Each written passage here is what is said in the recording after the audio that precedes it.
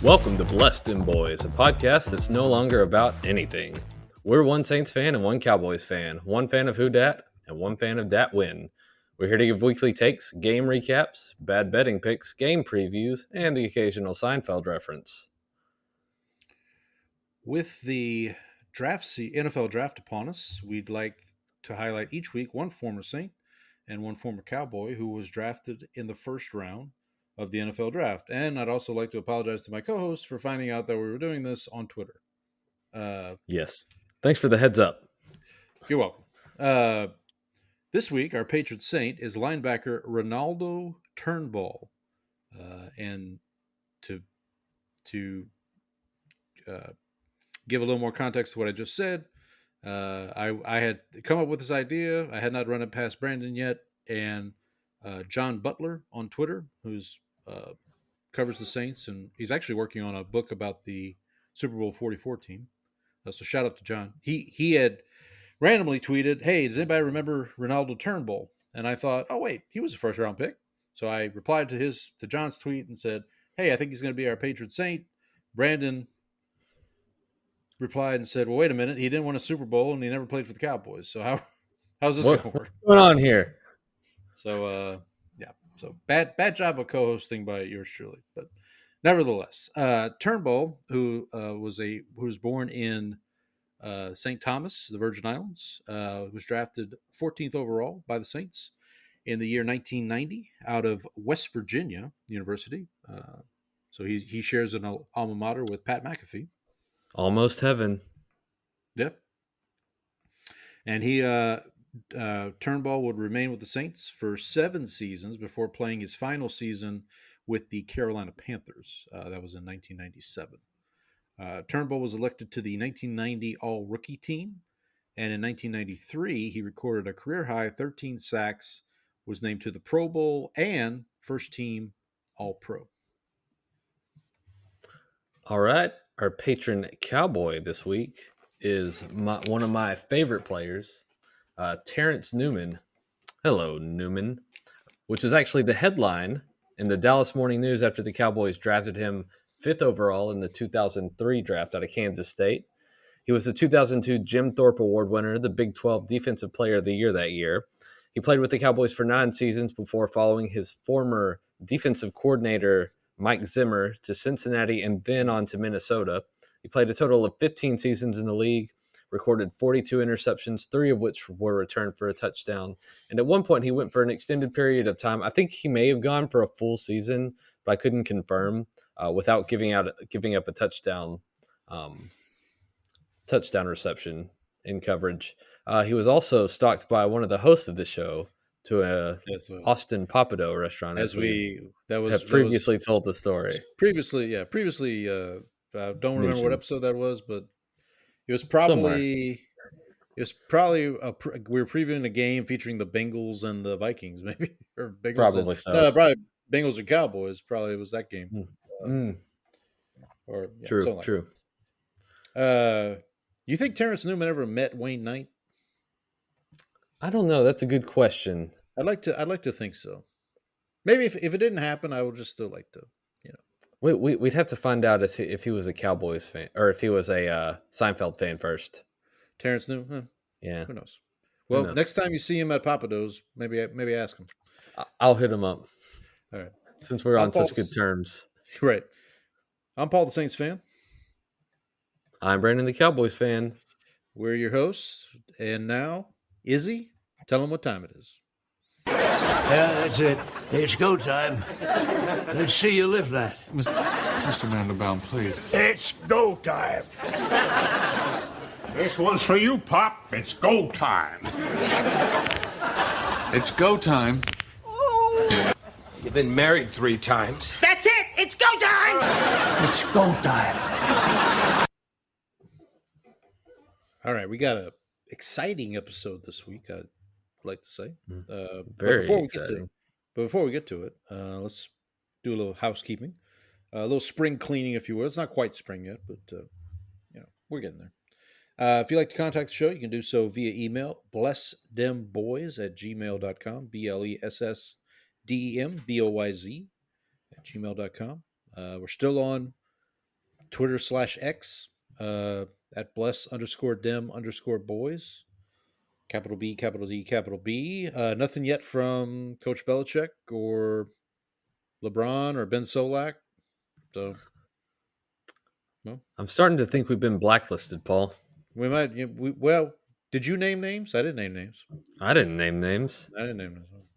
Maybe someone tried to order food from our broom closet. Maybe it's those DoorDash orders that. That's what it is. Might be what it is. Well, that's a shame. That's You can follow myself. I'm at Paul Elliott _316, PaulElliott. Brandon is at Ball from Grace. We're also on Blue Sky. I haven't checked Blue Sky. Have you checked Blue Sky recently? I haven't. I think I got on there yesterday and looked at one thing, and it was a graph, and that was it. Nothing new. No new follower. We still have. We're holding strong at 3 followers. One of them is you. One of them. So, we'll get there soon. We're onward and upward. But yeah, you can follow us. There's no downward to go. Can't go downward. Can't go downward. But you can check us out on Blue Sky. You can also check us out, listen to us on Spotify and Apple Podcasts. We do appreciate the feedback, all the good feedback.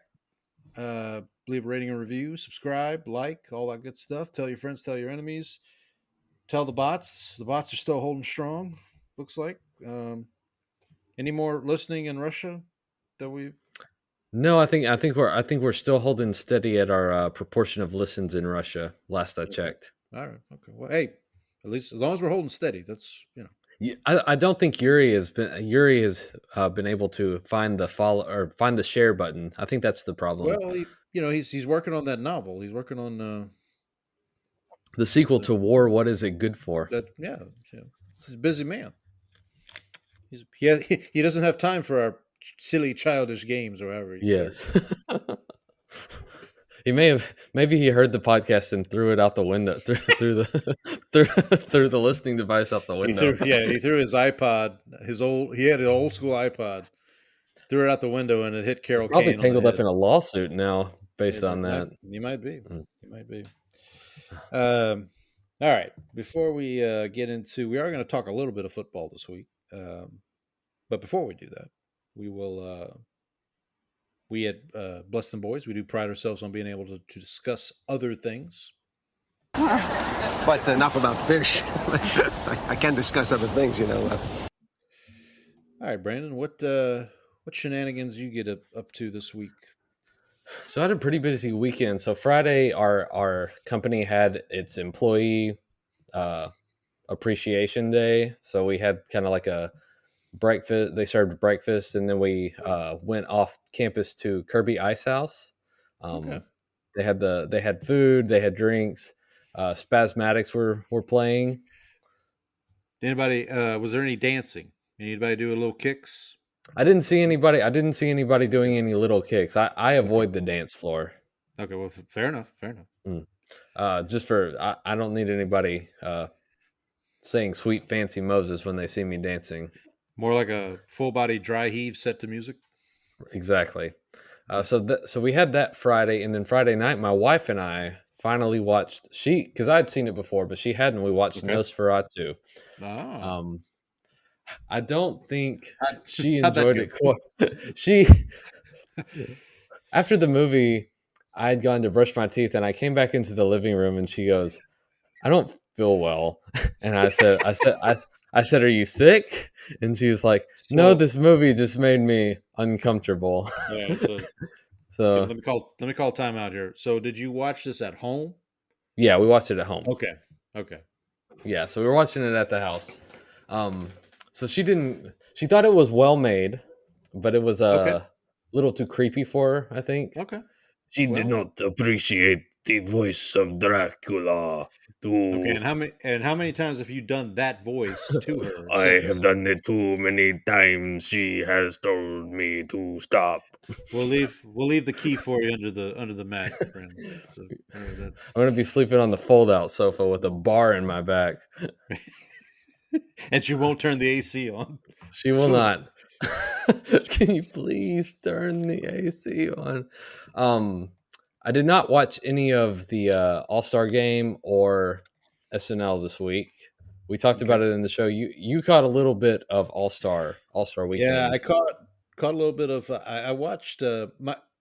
I don't know. I guess just from growing up as a kid, All Star Game Saturday night was always like the thing to watch. The 3-point Mm-hmm. contest, the dunk contest. The 3-point contest was pretty good. Buddy Heald got pretty hot. I want to say in the first round, ended up with like 31 in the first round. Mm-hmm. They've added a lot of things. So now so There's they a lot still of gimmicks. yeah. So you still have the 5 racks, but Mm-hmm. now one of the racks is completely money balls. So they're all Ah, worth 2 yeah. points. And you get to And choose where that is, right?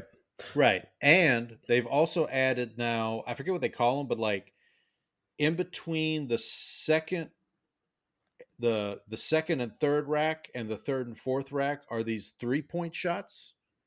So Uh-huh. it's like set back even further, and you can shoot that for 3 points. I forget what they call it, but so now I'm sure like it's the like highest. I'm sure it's some corporate sponsor, Oh Mountain no, it is. Dew Yeah, yeah. It's 3. not. It's like it's like the Mountain Dew 3-point whatever. I don't know. But yeah. So that was okay. They got a kick out of saying because Damian Lillard was going for a three-peat. Mm-hmm. And he got knocked out in the first round, and they got a kick out of saying like, "Oh, it's the second week in a row, nobody The gets a 3-peat is three-peat or something like that." Yeah. mm, The dunk contest was, as it usually is, disappointing. I will say Mac McClung, who did three-peat, this was I believe, his third dunk contest win in a row, has some pretty impressive dunks. He dunked I saw over, the car dunk yeah, which that one I where think is a little more impressive than the Blake Griffin one he because jumped after the like over the actual top of car, the yeah, car, the not top the of the car, hood. not the hood, yeah. He also dunked over. I don't know what player it was, but he was a tall guy. He was a tall gentleman. Mm-hmm. Not Victor Wembanyama tall, but you know. But the dunk he did was he had the guy hold the ball Mm-hmm. and he Do like jumped the over him, grabbed it, touched it against the rim, and then dunked it. So he did like a, mm, and so I will say the one thing about his dunks is they're much better in slow motion than they are in real time. In real time, mm. you can't really appreciate them, but if you watch them in slow motion, then it's like okay, dude, that's really impressive. One of my favorite dunks is one that's like that. It was the I think it was Gerald Green, the birthday cake dunk. Yep, Did you ever see this one? yep, that That's was I this. think Yeah, that one was underrated, and I think it was underrated because you don't see because he got up all the way to the rim, blew out the candle, and then dunked. And yep. like, but you can't see that in real time. But once you slow it down, it's like, oh, actually, that's amazing. If I'm not mistaken, that was the same year Dwight Howard did the Superman dunk. Mm, So that's yeah. another reason why it was underrated because like Dwight Howard did that. Actually, that was in New Orleans, I believe. That was at the Huh. All Star game in New Orleans. Um, my my one of my first memories of the All Star game was I forget what year it was. It was like '93 or '94. Isaiah J.R. Ryder, who played for the Timberwolves and eventually played for the Trailblazers for a little bit. He did a dunk where he came from the baseline, went between his legs and dunked it. And that was the first time anybody in a dunk contest had gone between that I knew of had gone between the legs. Uh huh. And so we thought that was that was just the coolest thing. And then obviously it elevated from there. I almost think I had the idea like I wonder if they could just go to a format where each dunk you basically have to do a dunk from the past. So like Uh huh. somebody has to do the free throw line, like jump from the free throw line. Somebody has to do. You can do the. I mean, honestly, they probably need to go back like the old. Like I remember watching like Dominique Wilkins in the dunk contest in the '80s, Uh and huh. he would just do these like tomahawk, like just Power powerful dunks, dunks. like power dunks. Yeah, like just do that. Because the other thing that I get frustrated with is these guys are missing like 3 or 4 dunks. And Yeah, it's like, I think they try to do cool stuff, but then it fails. And I think the problem is yeah, also like you're not going. It's not going to be as good until you get actual star power. Like Matt McClung is like Right. a great novelty act, Right. and like props to him for winning. But like you're not. It's never going to be what it was until you get the Yeah. big names to do it Well, again. apparently your guy John Morant said he's going to Hey, do it next year. I'm hoping that's not just a bluff. So fingers crossed. We'll see. We'll see. We'll see. What else you get into? So Sunday I had a my first fencing tournament. So Nice. I won a couple of bouts. So I was Okay. pretty happy with that. So I finished 13th out of 20th, which not too shabby considering I've been Right, doing that this for meaty meaty part of the curve. Yeah, I not mean, I've only falling been behind. doing I've only been doing this for 6 months, so not too bad. I was pretty happy with that. It was at a brewery actually, so afterwards you get a free beer with entry. Pause. So So at a brewery, they had a fencing tournament. yes, they made it clear that you were not allowed to drink your beer until after you had finished all your events. All right. Good. They were worried Good call. worried that it was Good going to call. make me. They were worried it was going to make me a better fencer. I think that's what the concern was. Yeah, we'll go with that. Yeah, we'll go with that. And then in terms of the music scene, we've talked about music before. My favorite album from last year, Diamond Jubilee by Cindy Lee, finally got its like vinyl release. So I got that in the mail this weekend. So I was able Okay. to listen to that because originally, most music when it comes out, it's available everywhere at once. Yeah. So this album, when it came out, was released you could listen to it in two places. You could listen to it on YouTube, Okay. or you could go download a copy of it from GeoCities. Wow. So extremely, what year is this material? So finally, they released some heard of, physical copies of it. So I finally got my vinyl copy this weekend. I hadn't heard the words GeoCities in quite a while. So. Yeah, exactly. And this is where so that I listened to that a lot. And then Horse Girl had a new album come out called Phonetics On and On, which is pretty good. One of my probably will make my top albums of 2025 this year. What kind of what genre of music would you describe that as? I would call it just good old indie. Okay.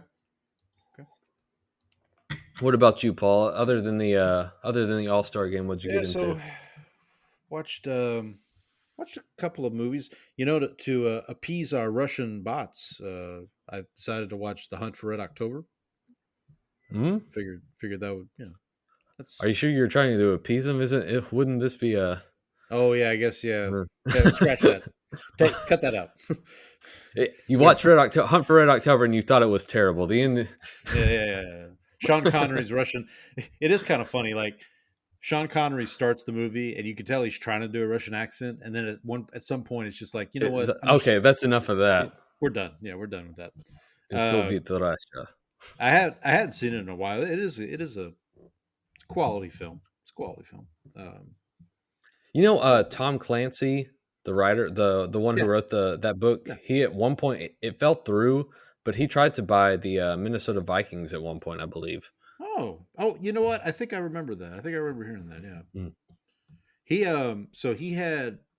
There was another one of his books was made into a movie by Amazon last year. I think it was last year, maybe the year before, with Michael B. Jordan. It was Without Remorse. Is that what it is? Mm-hmm. I saw that one too, but that was not as good as Hunt for October, I would say.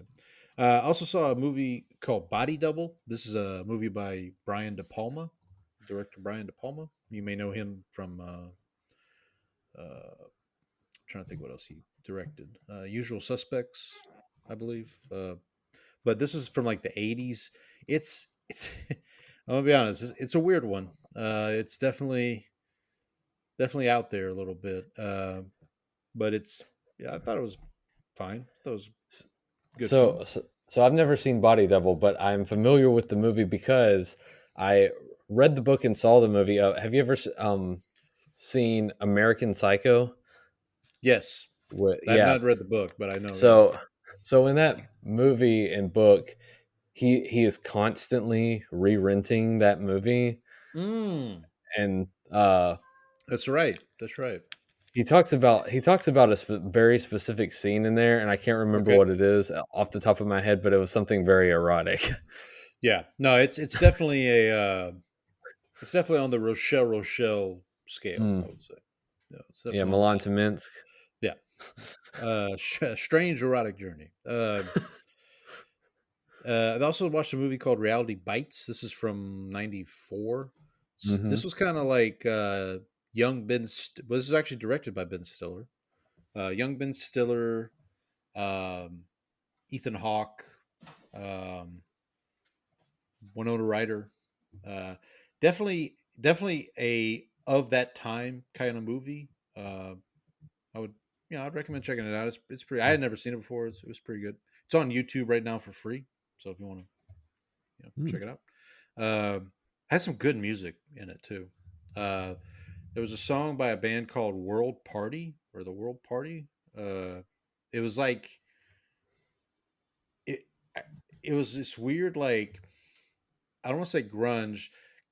So it starts with like a saxophone, but then it turns into like not a grunge, but like almost like a indie grunge type song. Like it's really Uh-huh. it's good. It's very good. It's just very different.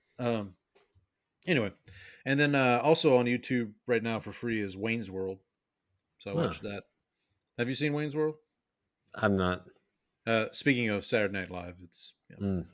it was one of their more successful skits that turned into a movie. I would say. Turned into a movie, yeah. No. Um, I binged a couple of shows here. So, Andor, are you familiar with the show Andor? No, but the funny thing is, like, Wheel of Time, which is the book Yep. series slash TV show that I like really love. Mhm. There's a country called Andor in it, Oh, there you go. so it's not Yeah. related So, to it's not, not different no, galaxies far different. Yeah. far away. Yeah. Far, far away. Is Dustin Hoffman in Wheel of Time? No, he I don't think so. There's no Short, Rain Man. the short Jewish guy against Darth Vader. Yeah. Yeah. Right. Um, no. So Andor is about Cassian Andor. It's a prequel movie to or a prequel series to Rogue One, which is a prequel movie to the original Star Wars trilogy. Obviously, it got a lot of buzz when it premiered the show Uh-huh. that is Andor, and yeah, it's really good. I mean, it's got some good performances in it. Andy Serkis, who plays, you might know him. He's known for like his motion work. So like in the Lord of the Rings movies, he's Gollum or Smeagol. Mm. Like in the Planet of the Apes Precious, movies, precious. yeah, in the Planet of the Apes movies, he's Caesar in the new Planet Mm. of the Apes movies. So, Mm. but he's in Andor. It's just himself. He's not like CG whatever. CGI. So, yeah, it's very good. I would give it a shot, even if you're not a big Star Wars fan. It's basically like a prestige drama TV show that just happens to be set in the Star Wars universe. If that makes sense. Gotcha. Like, yeah. And then another show that I binged and I actually watched the new episode released today on Hulu is called Paradise. Have you heard of this show? No, did you get 2 tickets there? No, no. It was it was two streams to Paradise as well. Mm. No, it stars Sterling K. Brown, and it's by you would know Sterling K. Brown from maybe from the show This Is Us. You may also know him from the O.J. Simpson miniseries that was out a couple years ago. He played not Johnny Cochran, but the other attorney. Or he was in Black It- Panther. yes, he was also in Black Panther. But anyway, this show is he's the star of the show. Chris, no, sorry, James Marsden is also in the show. Mm. Um, and I don't want to say too much about it. It's one of those shows that like Uh-huh. if I start to You talk ruin about it. it at all, it spoils it. So all I will say is it is very good. It is it reminds me of for those that were fans of Lost And like right after Lost went off the air, NBC had a series of shows like The Event, Revolution, these Lost type shows that would Uh-huh. start off. Heroes was kind of like this too on NBC, where like they would start off like the first couple episodes we'd be like all the way in, bought in, and by the Uh-huh. time you get to the end of season one, it was like, I'm done with Uh, this. yeah, I remember Heroes being very Yeah. much like that. So Paradise is the best is the best type of that show, if that makes sense. Like Uh-huh. it's the ceiling for that show. Gotcha. Uh, they've got 2 episodes left, and I keep waiting for it to like have an episode where it's like, okay, all right, I'm done here. I'm done here, but it hasn't happened yet. So fingers crossed. Mm. We'll see. But yeah, I definitely recommend it. I watched the first episode of The Agency. This is a show on Paramount Plus, or actually, no, I'm sorry, it's on Showtime, but you can watch it through Paramount Plus if you have that subscription. Um, Stars Michael Fassbender and Richard Gere and Jeffrey Wright. That Yeah. I made it through the first episode. I was like, yeah, maybe I'll come back to it later. I don't know. It was a little slow for me, but I watched another episode of The X-Files last night. I should probably mention that. okay. There were no connections to any David Putty No sports teams this Seinfeld. time. No. No Okay. Seinfeld. Okay. That's Oh, a shame. that's a shame. Let me know when you get to the Did you get to the Bryan Cranston episode yet? No, I'm still waiting to get to the Kenny Banya episode. Oh, there's a Banya episode of X There's a Files. Banya episode. Oh, all right. That's gold, Jerry. Gold. Yeah. And then I started or watched the season 3 premiere of White Lotus. This is the Mhm. show on Max. It- Have you? It's You still know? HBO to me. I know what Yeah. the premise is. Yeah. This is another one that's like it's I think it's the best kind of show in that it's an anthology show. There is some connective tissue season to season, but for me, I watch a season and then I kind of forget about it, and then when it comes back, it's Uh-huh. like, oh yeah, White Lotus. It's like an old friend came into town, and you can kind of sit down and watch it. This season, Walton Goggins is the star or one of the stars that's in it. Mm-hmm. Carrie Coon, if you know who that is, she was in The Leftovers. That was a Michelle, great show. yes, there was Michelle Monaghan. Monahan.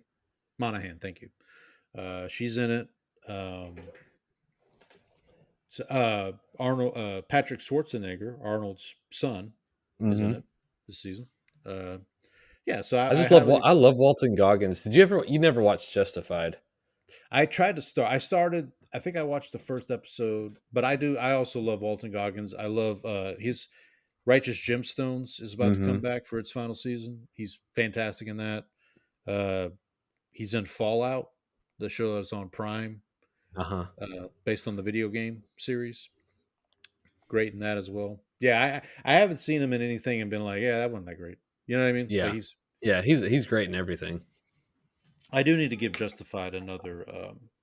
Yeah, that show's watch. worth it. Especially it's like the first 3 seasons are like fantastic. It also has my guy Oliphant. Mm-hmm. He's awesome. He's awesome in it too. So I enjoyed him in. Did you ever watch Deadwood? No, I've watched a couple of episodes, but I never watched the whole thing. But that's another like It's a good one. great show. It was one of those it's one of those I started watching it, wasn't in the right frame of mind to watch it, and then came back a couple years later. I met a friend who was a huge fan of the show and would talk about it, and I was like, let me give it another try, and Mm-hmm. yeah, it's fantastic. Sometimes you just gotta have a little distance, before you can enjoy something like that. Yep.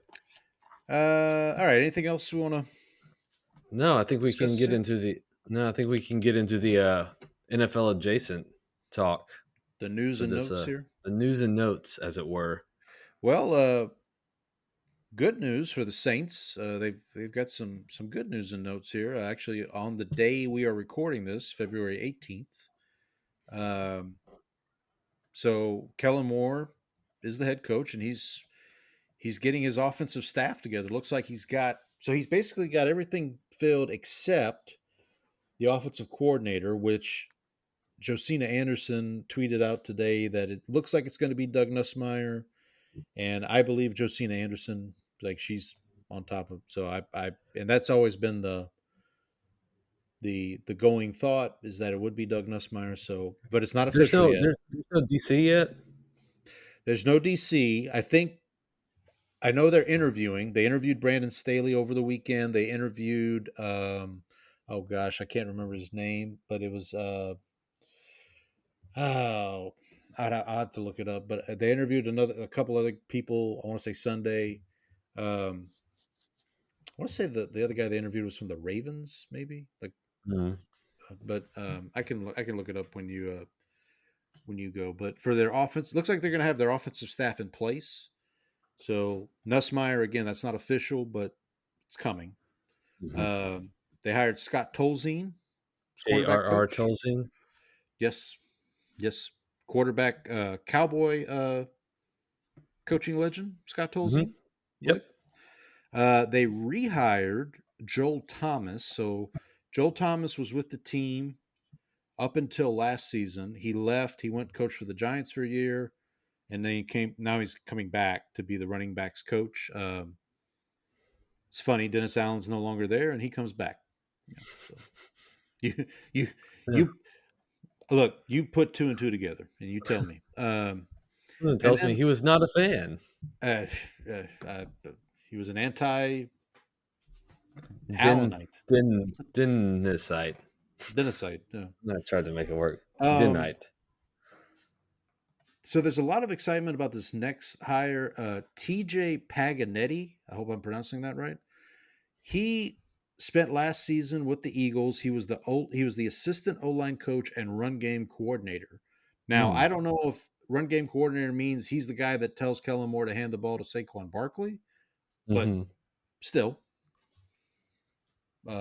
he has been hired. I don't know what his title is with the Saints. I'm guessing it's going to be run game coordinator.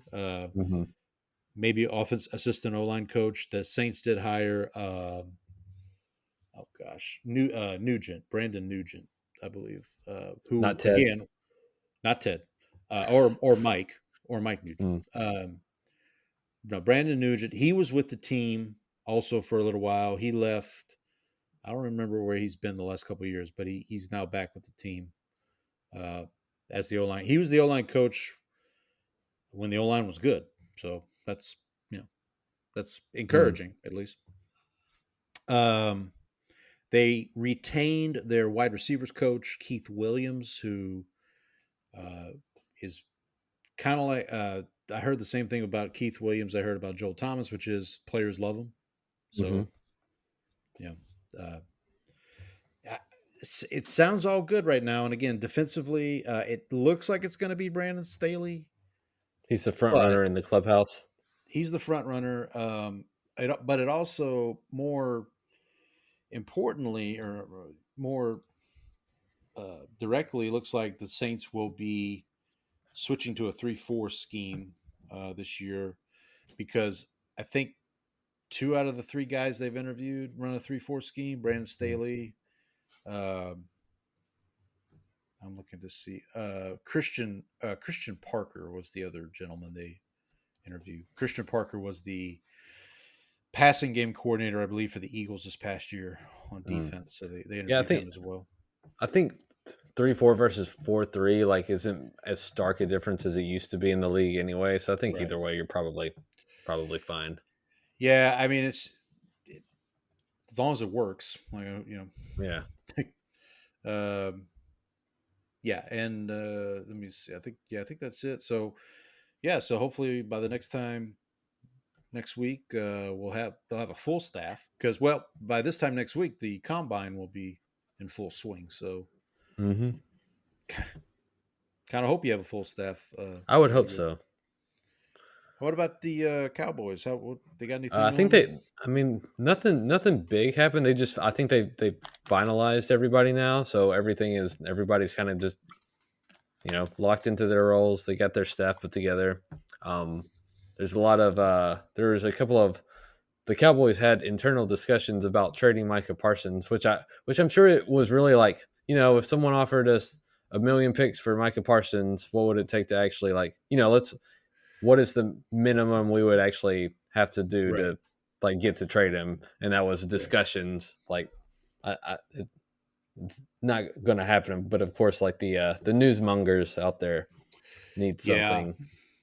So it's basically other teams making the Cowboys tell them no about Right. Micah Exactly. Parsons. So, well, I mean, I've seen a lot of. I'm on. I mean, a lot of smoke on Twitter about Parsons being potentially dealt. Mm-hmm. Yeah, I don't think it'll happen. Oh yeah, I mean, This happens like every time there's a big contract. Will the Cowboys trade him? I think this happened for Dak too. Is right, would someone? right. Yeah. So I don't know. It never amounts to anything. They'll sign him to. I think the bigger question will be if you're paying Parsons, what you're going to have to end up paying him. Are you also going to be able to pay Osa Odigizua this offseason? Yeah, I did see Osa's name came up. We could talk in a minute about franchise tags because that window is now open, I believe, starting today or yesterday. Yeah. You can now sign your franchise tag. And there was an article, I think it was ESPN. They went through every team and basically said who's one guy that's a potential franchise tag. And for the Cowboys, it was Osa. Yeah, that's the guy.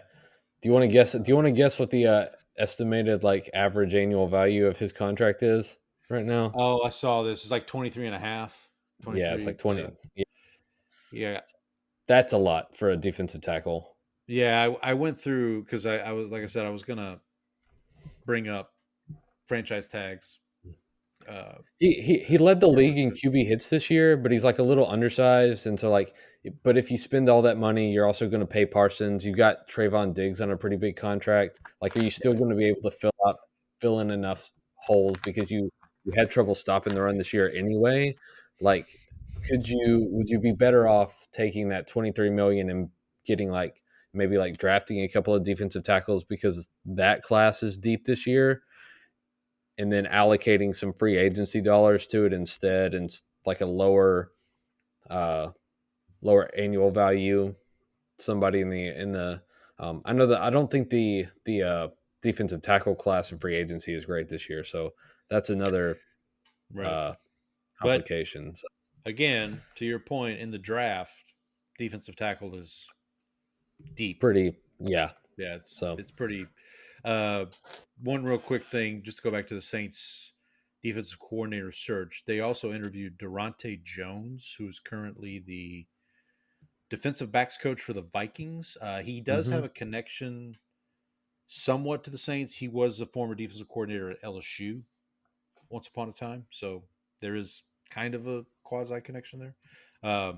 But like I said, we'll see how that goes. I'm guessing they'll finalize that hire hopefully in the next couple of days, and then let that person fill out his staff, kind of like they did. I mean, Kellen. So the one thing I guess I should have mentioned on the offensive side, Kellen Moore is going to be calling plays. Okay. So, like Brian Schottenheimer. Yeah, like Brian Chapman. Who did the Cowboys end up hiring as their offensive coordinator? It's the Cardinals guy, right? The Cardinals guy, yeah. Yeah, right. His name escapes me right now. He's the one that Kellen Moore wanted to hire. Yeah, Clayton the Adams. run. Clayton Adams. Clayton I was like, it's not Clayton Tune. I know it's not that. No, I think it's Clayton. No, but it's not Clayton. Clayton Tune is he's out there. He's out there and he's loving every minute of it. Every minute of it. You want to talk about some other news and notes from around the NFL? Yeah, we missed this on the last show, but Rodgers has been his services have been dismissed from the Jets. Said we no longer need you here, sir. As the great Hawks Harrelson would say, he gone. Yep. He will. The Jets said they will be moving in another direction. The other direction is trying to actually win games. Can I ask you? Is it weird that the organization released a statement about this? I feel Do you like with find Aaron that? Rodgers, you need to get out ahead of it. Well, no. I totally get that, but like, correct me if I'm wrong here, but like normally, if like maybe not the Cowboys, but like other teams, if they were just gonna like, excuse me, move on from a quarterback, and it's not like a Russell Wilson type situation with the Broncos where like they have to eat this huge cap number, Mm-hmm. like they would just release him and that would be it, right? Like they wouldn't like release this whole like thing about well he talked to Aaron Glenn, he talked to this guy, like okay, cool, like Yeah, I, I feel like it's a Rodgers yeah, only type of situation. I and think if it's another quarterback, yeah, even if it's the Jets, like I think it's still because they weren't doing this for Zach Wilson. no, no, they No, were not. I think they needed to just cover themselves just in case because Yeah. so there Um. were No, go ahead. Go ahead. no so the other piece of news that has recently come out concerns Uh-huh. a certain kicker Yeah. in an AFC North team. Yeah. The Mr. Tucker has Whew. had a few more accusations come out. So it appears that uh, like Aaron Rodgers with the Jets, he gone. I mean, I keep waiting for that tweet to come out. Like Ravens have parted ways, or whatever language you want to use. I've seen that people have been like But finding old tweets about that this is like actually been known, kind of like a yeah, badly kept secret yeah, sort of yeah. thing. Like So it's not like yeah, it's not actual like big news. yeah. I did see somebody pulled out a tweet from like 8 years ago, like a while back, and it basically Hmm. said like, "Y'all know Justin Tucker's a creep, right?" Or something along those Something along lines. those lines. Yeah. You know, Like, it's actually funny because I actually was listening to the this podcast is making me thirsty oh, there you go. episode where they interviewed the masseuse from the Oh from yeah. that episode from the note episode. Oh, I was gonna say Jennifer Coolidge. Jennifer Coolidge from the masseuse um episode. no from the note. The it moved. Yeah, yeah, Yeah, exactly. Yeah, so I was listening. I listened to that episode. It was great timing to have that yeah. Worlds are particular worlds interview are come out. colliding. There. Worlds are Yeah, they are. colliding for sure. Um, Yeah. Speaking of which, we can ask Chris, the Jets fan, how he feels about Mr. Rogers Mr. Rogers no longer in the neighborhood. no longer in the neighborhood. Um, He's hanging up the uh, sweater. yeah, he's hanging up the sweater. Okay, with that, any other NFL news and notes we want No, I think to discuss? we can get Well, our actually, CB. Well, sorry, before we do, I guess let's talk a little bit about the franchise tag. So I know we mentioned earlier okay. that the window has opened to apply the franchise tag. So for those of you that are unaware of what that means, I did find this article on NFL.com. So if you'll bear with me here, I'll just kind of talk through it. So the franchise tag basically can be applied to anyone. Let's see here. So the tag window opens today, February 18th at 4 p.m. Eastern, so 3 p.m. our time. And the window closes March 4th at 4 p.m. Eastern, 3 o'clock our time. Most teams will wait until closer to the close of the window before executing the tag, using the threat as a soft deadline to get a longer term extension done before employing the 1 year tender. So basically, if a guy's contract is up, you can apply this franchise tag, which basically gives you time to negotiate a long-term deal. And if you can't do that, then basically he has a 1 year contract. Right. And that player can choose to sign or not sign the contract, though. Correct. Or that 1 year deal. Once a tag, and sorry, this is from NFL.com. This is Kevin Patra, senior news writer for NFL.com. I'm reading this from just to give him credit. So once a tag is utilized, the sides have until July 15th to work out a multi-year extension. If no agreement materializes, the player will work under the 1 year tender, as we saw 2 years ago with Saquon Barkley and Josh Jacobs. Sides can negotiate a different amount or additional incentives after the deadline, but it must be within the 1 year time frame. So if the deadline passes, you're on a 1 year contract, you can modify that contract, but you can't do anything beyond that, basically. And there are 3 flavors of franchise tag. There's non-exclusive, which is the one most everybody uses. Right. Which means other teams can negotiate with you. Yeah, which means it's a 1 year tenure. You get the average of the top 5 salaries at your position. We talked about defensive tackle a minute ago. Or 120% of your previous salary, whichever is greater. So if you're trying to franchise tag someone who was already making a good amount, didn't that happen with Dak?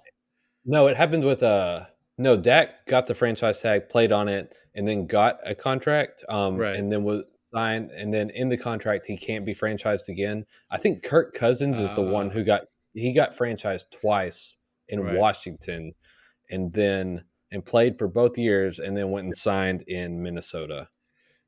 So the tagged player. So as you mentioned, the tagged player can negotiate with other teams, but the current club owns the right to match or receive 2 first-round draft picks as compensation if he signs with another team. So that's the key part there. An exclusive franchise tag means the tagging team retains the sole right to negotiate with the player. So basically, if it's an exclusive franchise tag, they're either playing for that team or they're holding out, pretty much. And then finally, there's a transition tag, which is a 1 year tender offer for the average of the top 10 salaries at the position. It guarantees the original club right of first refusal to match any offer the player might receive. The tagging team is awarded no compensation if it chooses not to match the deal. So this is probably like a player that, you'd like to keep him, but if he walked, you're not going to be too upset. I think that would also come into play if you wanted to get a better gauge of what the market is for this player. You can use this and say okay, let's see what he gets. Someone signs him to $18 million. Oh, that's affordable. Someone signed him to $23 million. Okay, we're out. So each club can use only 1 tender in a year. It can be rescinded before the player signs it, but it counts as being used. So I can designate a franchise player. I can rescind it, but if I do that, then I can't designate somebody else, pretty much. A player can be tagged up to 3 times by his team with a jump in pay for each occurrence. The percentage of the salary cap taken up by the 3rd time generally makes it prohibitive. A tag player can be traded only after he signs the tender. Players with unsigned tenders are not technically under contract, therefore not susceptible to fines. Yeah, I think we've seen this before where guys just won't sign the tender and then yeah. So exactly. And then I think talking about some of the leading candidates we talked about who's the guy for the Cowboys? Osa Odigizua. We talked about him being kind of a maybe a candidate for this. The other names that have been floated around: T. Higgins for the Bengals. Yep. I know Joe Burrow's been on the circuit. He's been pounding the pavement, as it were, trying to get everybody paid and back with the Bengals next year. Which more power to him. And good for him trying to do that. The other names I heard was Sam Darnold, possibly with the Vikings. But I think that franchise tag for the quarterbacks, I want to say, is 40. It's going to be $40 million. It's going to be cost prohibitive, I think, based on that situation. Yeah. Here's an article here. Franchise tag candidates for all 32 teams. Another one I'm seeing here, Trey Smith for the Chiefs, their offensive lineman. And then Saints legend Zach Bond for the Eagles. You know what the linebacker tag is? It's probably not much. It's $27 million. Whoa, what? Yeah, I don't think I'm going to be. You think Yes, the Eagles sir. would? You think the Eagles would tag him for 27 million? No, they're not I going don't to do think that. so. They're not going to do that. I mean, look, that's according. I'm reading this off of CBS News, and they've got the same number for defensive tackle that we talked about earlier. So I would imagine their number on linebackers is correct. 27. Yeah, the tag would pay Bond 27 million. Philly currently has 18 million in available space, so that'll be tricky. On second thought, maybe the Eagles should make that. Yeah, why are you against this? Yeah, that's a great move. Hey, All your resources. Yeah. that's gold, Jerry. It's gold. Run it back. Run it back. Yeah, run it back. All and whatnot. Yeah. All right. Now let's transition to our newest segment here. Watching the Watchers. I'm watching the Watchers, Jerry. Uh-oh. Okay, I got two draft related topics here. So Daniel Jeremiah, which just so happens, released his version 2.0 mock draft today. The day we're recording this. So I thought we'd kind of review that. And you have not had a chance, Brandon, to look at this yet, right? I've got it pulled up right now, so I'm about to scroll down. Don't look at the that. Okay, so let's go through the Saints and Cowboys picks first, and then we'll talk about other notable selections here. So for the Saints, actually, I'll do the Cowboys first so you don't spoil it. I will tell you, he does not have the Cowboys drafting Ashton Genty like everybody else. Okay, I'm good with that. He has the Cowboys. This actually kind of relates to what we were just talking about. He has the Cowboys drafting a defensive player. Okay. Specifically, a defensive tackle. We talked about this being a good defensive tackle draft. And his name is Walter Nolan. He's from Ole Miss. He was at the Senior Bowl, had a pretty good week at the Senior Bowl, as I recall hearing. Let me give you his measurables here real quick. Walter Nolan sounds like a character out of Justified. Actually, yeah, he does. He's 6'3", 293 pounds. That's a big boy. He's a. Remember when Kramer was dating that girl, and he goes, "She's a full-figured gal." So Lance Zierlein has Walter Nolan's NFL comparison as John Franklin Myers, who I believe plays for the Broncos currently. So, for what that's worth. So my reaction to this is I do not know enough about him to have a very strong opinion. I would say keep an eye on him possibly at the Combine. Okay. My guess is that he's going to be he potentially could be one of those workout warriors. Is this a guy you could trade back to get? I think you could. Okay. So just to give you an idea. Well, it seems a little rich. Yeah. Well, just to give you an idea. So there is the prized defensive tackle in this draft is Mason Graham from Michigan. Daniel Jeremiah has him going 5th to the Jaguars. We should point this out too. So Daniel Jeremiah, the way I've heard him describe his process is he does his rankings for the draft by what he sees, but he does his mock drafts by what he hears. Okay. So take that into consideration for what it's worth. But yeah, Mason Graham, he has him going 5. So he has Walter Nolan as the second defensive tackle off the board here to the Cowboys. There's another guy from Michigan, Kenneth Grant. You may hear that name pop up here next couple of weeks.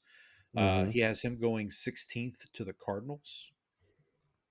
So, yeah, look, I think you guys could potentially trade back, and he has another defensive tackle, Darius Alexander from Toledo. He was definitely a standout at the Senior Bowl. He has him going to the Rams at 26. So so plenty of opportunity to get if that's the way the Cowboys want to play it, to get your defensive tackle there. For the Saints, I love seeing this. At number 9, he has them picking Mike Green from Marshall, who's an edge rusher. As long as we're not trading two first round picks to get him, okay. He's another one. He was at the Senior Bowl as well. Had kind of a up and down week at the Senior Bowl, I'd say. He showed flashes, but coming from a smaller school, you kind of wonder how he's going to fare against better competition. I do think he's going to be. Anytime a draft expert says, "Oh, that's the Saints type of defensive end," I get really nervous because that hasn't worked out for us. That's not a good thing. We talked about this before. Like, if you're the Saints kind of defensive end, that's not necessarily a good thing. But what do you think? What do you think of the Saints kind of defensive end, Frank? Well, it sucks. I agree, Frank. Thank you. We've gotten a lot of play out of it. We've gotten a lot of use out of that. It's like Estelle's eggplant parmesan. It's a disgrace to this house. A couple other picks here I do want to go over real quick. So Shedeur Sanders to the Raiders. I mean, we might as well just lock it in at this point. Yeah. Right? I don't know if you saw Cam. I don't know if you saw Cam Ward's comments today. No, I didn't. He did an interview. I forget who he was speaking to, but basically he said, "If you pass on me, then you're going to regret it." Basically, so Daniel Jeremiah has him going number 2 overall to the Cleveland Browns. I got to tell you what my favorite pick of this mock draft is. It is the Steelers taking Ashton Genty in the first round because this worked out so well when they drafted oh gosh, now I'm blanking on his name. The guy that they've got right now, who's Najee Harris. Najee Harris, yeah. Najee Harris worked out so well. Let's go. Let's run it back. Here's a fun fact for you. Najee Harris has a 1,000-yard rushing season in all 4 of his seasons in the NFL. It doesn't feel like it. Alvin Kamara has never had a 1,000-yard rushing season. So, which one of those backs would you define as successful? That's not the question you asked. So that's. I didn't ask any question. Oh, yeah. I didn't ask a question. Speaking of running backs, he has 3 running backs going in the first round, which that's the first that I've seen. He has Omarion Hampton from North Carolina going to the Chargers. I saw some tape on him before we started recording. He's like a bowling ball. Like he just he's I wouldn't mind the Saints ending up with him, but that's probably not going to happen. And then he has the Vikings drafting your guy, Travion Henderson from Ohio that's State. rich. That's pretty rich for for a guy that was being mocked in the 2nd and 3rd at one point. I didn't realize this. Aaron Jones is a free agent. Yeah, so he was on a short-term deal, right? They need a running back. They're going to need a running back. So either they do something in free agency or they go this route. You know who was not drafted in this mock draft? Who's that? My boy Luther Burden is not in here. Ooh, yeah, you're right. Now your golden boy from UT, Matthew Golden, is a Buffalo Bill. According to this, how you feel about that? I'm okay with it. It's anti-Chiefs. Yeah, fair enough. I think the Bills. Yeah, if you had him, Keon Coleman, Shakir, that's pretty. It's pretty good. I wonder if Burden's production this year. I know it's like a lot of the reason his numbers are down is because their quarterback play was so bad. But I wonder if like that started to factor into like his draft stock falling. Man, if you It could get could, Luther, yeah. if you could get Luther Burden in the second round after I've had him like penciled into the Cowboys at 12 for this offseason, Right. that'd be a pretty sweet deal. That's some Well, sweet action. I've actually seen him mocked to the Saints at 9 as well, Mm. in a couple early.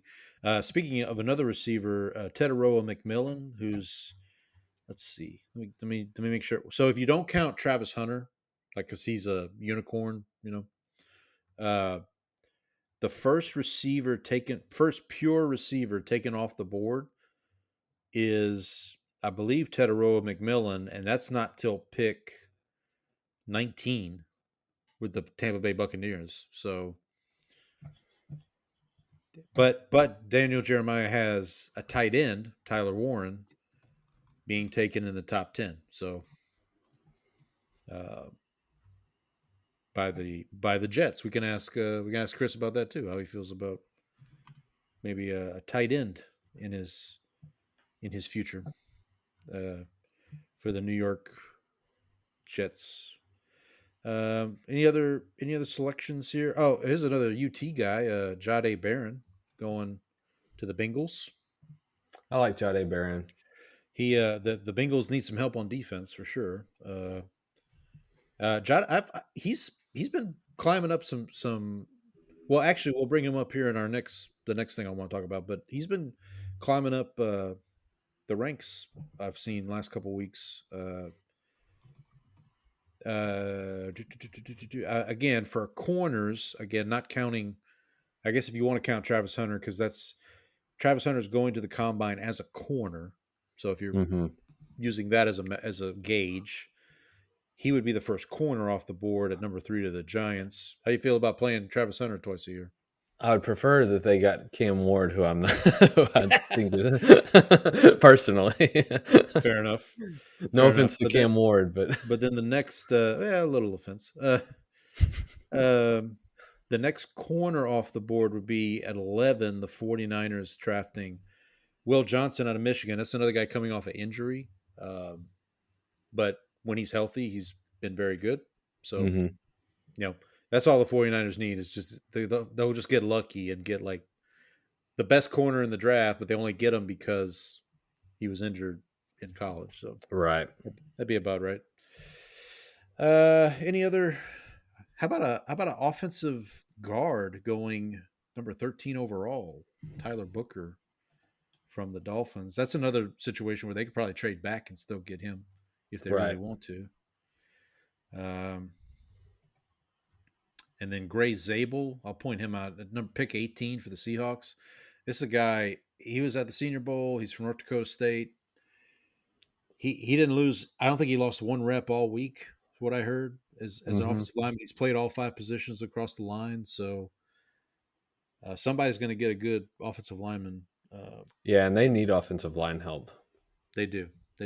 Which is weird because, like, 2 years ago they drafted 2 tackles, like one in the first round, one in the second round. Abram, like it was didn't work out too well. Must not have worked out. Yeah. I'm trying to think if I know a Seahawks fan that we could ask. Mina Kimes, who's on ESPN, she's a Seahawks fan. I've got I have one on Twitter. Her name's Trang. I'll have to. Oh, okay. Well, we can. Yeah, we're gonna ask Trang. Yes. See what the consensus is. The other article I wanted to kind of brought. Any other thoughts on Daniel Jeremiah's? No, I think that's it. I think that's good. Matt Miller over at ESPN.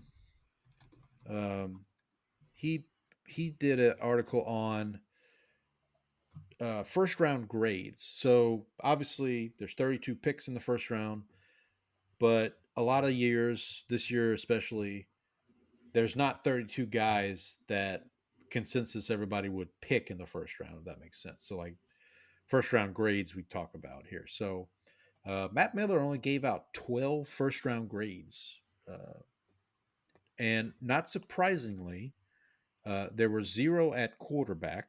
I think we've talked a little bit about this. I've heard some more chatter about it this week, but I do think that there's going to be 3 quarterbacks taken in the first round, but not because they're worthy of a first round pick. I think Right. I think Cam and Shador will go top 10, and then Yep. somebody is going to trade back into the first round. The old Lamar, like what they did with Lamar, what they did with, I think Teddy Bridgewater was in this camp Mm-hmm. too. Like you trade back in the first round, and the reason you do that is because first round picks get 5-year contracts. So if you draft a quarterback, you get an extra year to potentially, figure out, oh yeah, he's good or not good, that kind of thing. But 0 quarterbacks with the first round grade, according to Matt Miller. We should point this out. 1 running back with a first round grade. I bet you can guess who that is. Mm-hmm. One wide receiver, and it's Travis Hunter, which is Hilarious. weird because, like, yeah, he's that. But yeah. Both tight ends that Daniel Jeremiah had going in the first round of his mock draft, Tyler Warren and Colston Loveland out of Michigan. I'm a little surprised he doesn't have like Teteroa McMillan. I figure Yeah, Tet that is one the guy. surprised me. It's I the think guy. with McMillan, there's some questions about. I think I've seen some questions about his play-to-play effort level. If that makes sense, like Mm-hmm. from an Oh, athletic okay. standpoint. He's again. I believe at the combine he's going to wow people, but the Uh-huh. question will be, can he sustain that? Is he just and he coming from Arizona? I don't know how good the quarterback play was there, but yeah, I don't know. I think McMillan's pretty good. I've seen some people say, to your point about Burden, I've seen some people say Burden's a better pick than McMillan, just because of Right. you know. I think you can find something in all three of those, like the 3 guys, which are Tet, Burden, and then the Obuka. Oh, yeah. Which Emeka Obuka. I wanted to bring him up. They Daniel Jeremiah had him going to Houston, which makes sense because Yeah. Stroud, the Ohio State connection. Right. Yeah, but I think you can look at all 3 of those guys and kind of see like what your flavor, depending on what your offense needs and what you see in him. You can make a Right. case for either of those 3 guys being the first receiver drafted. And then rounding out on offense, Matt Miller's got 2 offensive tackles with a first round grade. Will Campbell from LSU, and then your guy from UT, Kelvin Banks. And then the position where he's got the most first round grades is at edge. This is from a defensive line perspective, this is looking to be a historic like draft. So Abdul Carter, who a lot of people think the Titans might just draft the number 1 just because he's so damn good. Yeah. Jalen Walker from Georgia, Mikhail Williams, who I've seen the Saints mocked with Mikhail Williams. I don't know. Like, again, defensive ends just I don't know. I get like the heebie-jeebies when the Saints drafted defensive end because it just hasn't worked out since Cam Jordan. Really, I mean, Right. Cam Jordan was the last. It's been a while. Been a while. That was 2011. Yeah, so he has Mason Graham as a first round grade. No surprise there. 2 corners. So this is your guy Jade Barron. He's got a first round grade on, and Will Johnson from Michigan. No safeties. Malachi Starks is the name that I hear at safety a lot from Georgia. Mhm. The other one is from South Carolina, Nick Imawari, I believe. I'm probably mispronouncing that. I apologize, but I've seen the South Carolina safety sneak into the first round in a couple mock drafts too. So, for what that's worth, so we'll keep an eye on that. Next week, maybe we'll preview the combine a little bit, talk about that kind of stuff. Let's move on here. So, as we mentioned throughout the show, we have a special guest this week. Mhm. So I believe Brandon. But before we get to that, I think we got one other segment that we wanted to introduce here. Oh, that's right. That's right. I apologize. Why don't you just tell me the name of the? So so we will be playing the very Yes. popular game from Pro Football Reference. We will be playing Immaculate Grid against each other today. Yes. So Paul, do you want to outline the rules for our yes. audience? So this is why I got confused. I apologize. So we guess will I be got doing a. I guess I got confused. We will be doing a draft with some guests here in a minute, but they were kind enough to let us go first. But we, Brandon and I, need to decide of us two which one will go first. So to Correct. do that, we're going to play Immaculate Grid. Now, obviously, for those of you that have played it, you may be wondering, well, how are you going to play with two people? So here's what I'm proposing. Brandon, I ran this by you before the show, and you didn't. You said, I believe your exact words were, "That's a perfectly sane thought." I did say that. Something along those lines. So here's how we're going to do this. So Immaculate Grid is a 3x3 grid, 3 rows, 3 columns. Each cell represents. You have to pick a player that fits both categories. Okay, so we'll go through the categories here in a minute, but you have to pick a player that fits both categories for that cell. So, and then each player gets assigned a percentage, and that percentage is based on, for everybody who's playing Immaculate Grid that day, or all time, I guess, how many people have used that player for that cell. Correct. And I've always thought, Brandon, you may correct me if I'm wrong here. I've always used the golf scoring, which means the lower your score, the better. Like you don't want to pick the same player everybody else pick. Basically. Right. Okay. So with that in mind, here's how we're going to do this. So in a minute, we'll decide which one of us goes first, and they will pick a cell. Then they will assign a player to that cell. Okay. So for the sake of this example, let's say that the cell is Saints Cowboys. All right. So if Brandon were going first, Brandon would say, all right, Saints Cowboys, I select Andy Dalton. All right. So then we look and say, okay, the score for Andy Dalton is 10%. But then it would be my turn, and I would say, okay, Saints Cowboys, I pick Leroy Glover. The score is 5%. Since my score is lower, I win that square. And then basically we just keep doing that for all 9 squares. The person who wins the most squares wins the game, and we'll get to pick first in our draft here. Make sense, Brandon? Yep, I got it. Okay. All right. So go ahead. I've got a coin pulled up here on the internet. So if you want to call it heads or tails, we can determine who picks the first square here. Tails never fails. All right, flip. It is heads.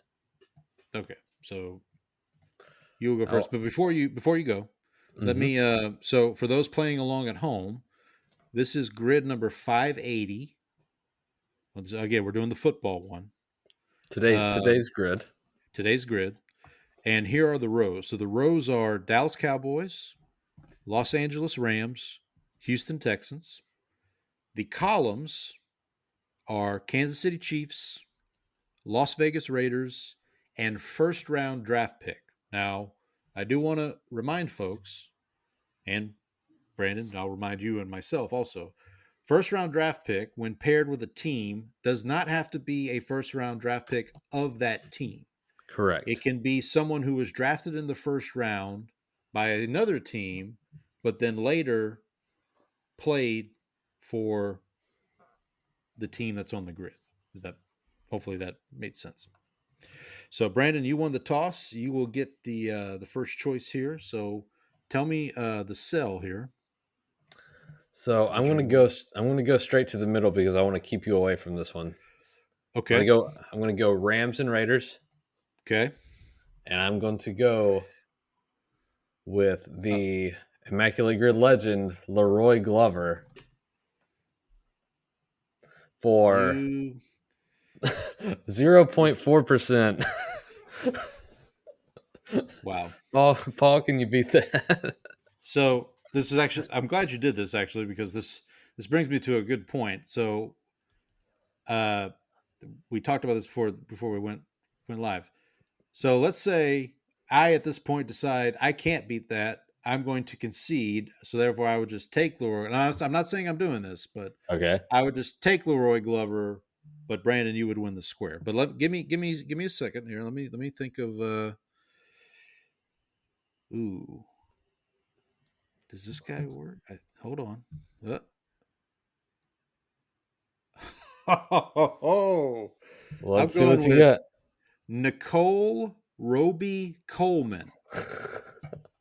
You know who that is? Yes, he was because I think of Bradley. He played for the. Did he play for the Saints? No, no. Oh, this is your He, pass interference boy. and you know what his percentage was, my friend? What was it? 0.2. Oh man, Another. brutal. All All right, right, so man. I pulled that one out of my, you know what? But so that would make the score all Paul 1, Brandon 0. Um, I guess we right, should have. I guess we should have kept the. Should have kept like a master to kind of keep everybody honest. But right. we're going on the we're on the honor system We're here. on the honor system. Okay, so we're Okay, gonna. so it'd be my turn next, right? Yeah, Because you you get to picked. choose the square. That's right. So now I choose a square. So I will choose. I'll stay on that row. So we're Okay. on the Rams row. I will choose Rams Chiefs, and I'm going to go with another Immaculate Grid legend, Eddie Kinnison. Oh, your favorite. And Eddie Kinnison gets us a score of 2% on the money. Ooh. All right, I've got one here. I don't know if he's going to beat 2% though. So this is my go-to Rams Chiefs. I'm going to take the X Factor, Dante Hall. Oh, that's going to be. 2%. Oh, is it right on the money? It's 2%. right on the money.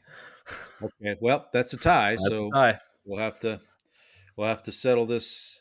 So we should point out so it's now one tie. So what we'll do is if we end the game and we both have the same number of squares, Mm-hmm. then it just goes by total score. Whoever has the Right. lower total score. Okay. So Brandon, the turn is to you, sir. All right, I'm going to go ahead and go. I'm going to go drop down to the bottom row. Okay.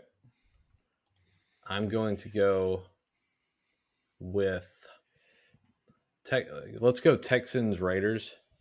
Okay.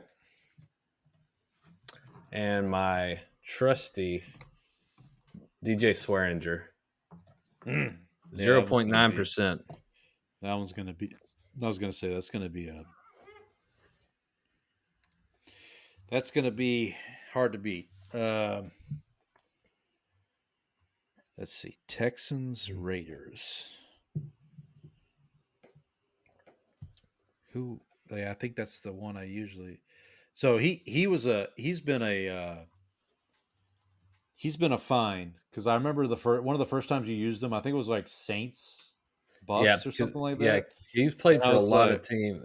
I yeah, think it's like 6 teams or something like that. he's played for. He's been around. He's kind of the. Oh, who's the guy in the NBA? Ish Smith. Yeah, Ish Smith. Yeah, he's the Ish Smith of the NFL. Trying to think. Texans Raiders.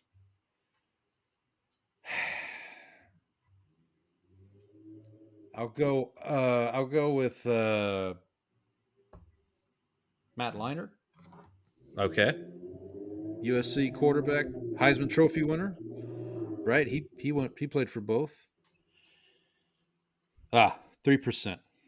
All right. So that square is to you, sir. DJ Swag. DJ Swearinger. Oh, hang on. I lost my space here. All right. So the turn is to me now. That is correct. Okay. I'm going to stay on that row. And I'm going to go Texans first round draft pick.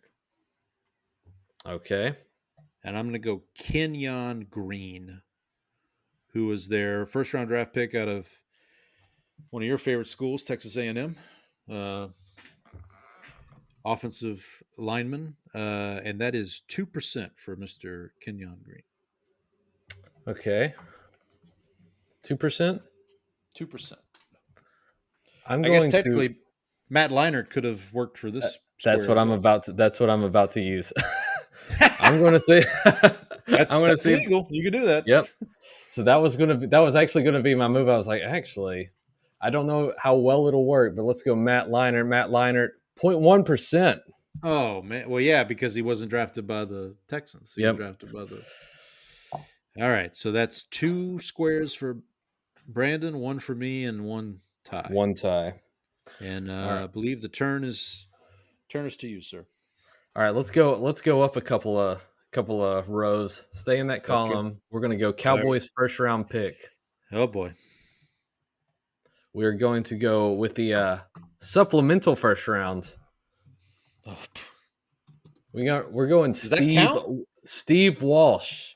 Does it count? It counts. It's 0.2%. Oh my gosh. Oh man. You screwed me again, Costanza.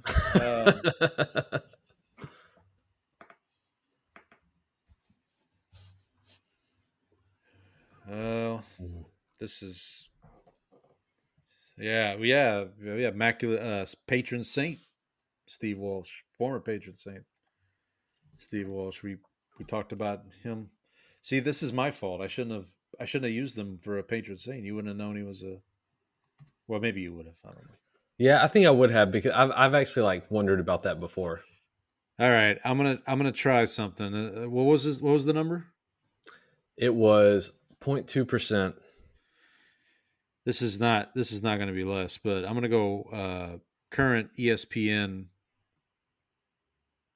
Marcus Spears. Analyst Marcus Spears. So make sure I got the right one here. 0.2%. Ah, we got another tie. We got another tie. All right. Well, hey, I'll take it. So we got 2 for you, 1 for me, 2 ties. 2 right? ties. Yep. Okay. And the turn is to me. You're up. Okay. All right. Man, I could have used the Eddie Kennison for my Rams first round pick at this point. That would have been nice, and I shouldn't have said that because now you. Yeah. Thanks for the clue there. Maybe let's steer away from that one. Okay, here I got it. We'll go Cowboys Raiders, and we're gonna go with my guy, the big man, Leroy Glover. All right. 0.3%. That is shameful that nobody. I know. I'm actually surprised it's that low. Yeah. So I'm going. So I'm going to go with this is my one of my go-tos here. It's going to be a offensive lineman from the Super Bowl 90 Super Bowl team, Kevin Gogan. Okay. What we got? Oh, actually, hold on. Do you need me to verify that? No. I think there's somebody. There's.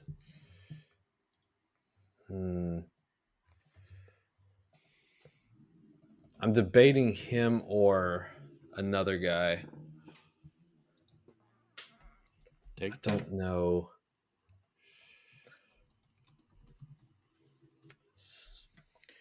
You could use. There's another former patron saint that comes to mind that you could use. No, so Kevin Gogan's the one I use a lot. There's another one who's a wide receiver, Andre Holmes. Does the names? Okay. I know the name. All right, I'm going to go Andre Holmes. 0.07%. Jesus Christ. All right, so that's 3 for you? Yeah, I really should have let you pick the first square since we had the Cowboys on the grid. So that's 3 for you. Yep. 1 for me? Yep, and 2 draws. And 2 draws? Okay, so we've got 3 left. So I've got to get this next square, otherwise I'm done. Correct. Right? Yep. I've got to get this next one. All right. Well, wait, is it your turn to pick? Your turn to pick. It is my turn to pick. All right. Go ahead. All right, I'm going to go to Kansas City, Houston. Okay. We're going to go with Terrell, not Terrell Owens.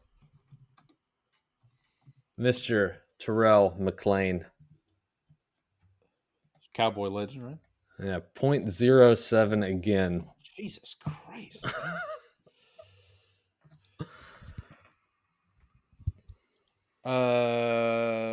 Can I? So I know there's a Saints legend I could use, but I won't because he's definitely going to be. Oh, yeah, he'll pop big. I know who you're talking about. High. Yeah, he'll pop too high.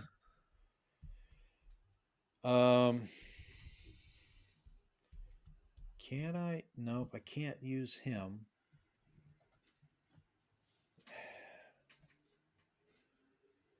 He really screwed me again, Costanza. Oh, what was this? What was the number? 0.07. Come on, Jason Babin. Jason Babin. Babin. Wait, you said 0.07? 0.07. Oh, he's 0.7. Oh. All right, well, we'll finish out the squares, but that basically clinches it for you. That clinches it for me. All right, it's my turn to pick. Yeah, you're up. You got Cowboys, Chiefs, and first round draft pick. Let's just get your boy out of there. Now I guess we'll do Cowboys Chiefs next. We'll save my friend Eddie Kennison for last. Cowboys Chiefs. I'll go with I don't know if this guy's a legend based on recent news, but we'll go with Jack Del Rio. Oh, I thought you were going to go with the Belldozer. Oh, well, no. If you go with him, you're going to win. Jack Del Rio's 2%. Belldozer's at least. Belldozer's no higher than 1%. I'm actually going to go with an LSU legend for you here. Okay. Morris Claiborne. Oh, gosh. Oh, 2%. Wow. Okay, so that's a tie. Yeah. So that's what, 3 ties now? 3 ties. All right, last square here. You go ahead. You go first. Go ahead. I was going to take your boy Eddie Kennison. Of course you are. How bad is it? It is 0.06. 0.06? Yeah. Jesus Christ, man. So y'all got to learn about Eddie Kennison, man. Eddie Kennison's a good one because he's played for quite a few teams too, didn't he? Yeah, there was one day I used him. I can't remember what the block was for, but he got I want to say double digits. Uh-huh. And I was shocked. I was like, "Oh my god, people are figuring it out." There was another one that recently was like that for me. Yeah. I can't remember who it was at this point though. Okay, Rams first round pick. Hell, I don't know. Doesn't matter too much at this point. Excuse me 1 second. Yeah.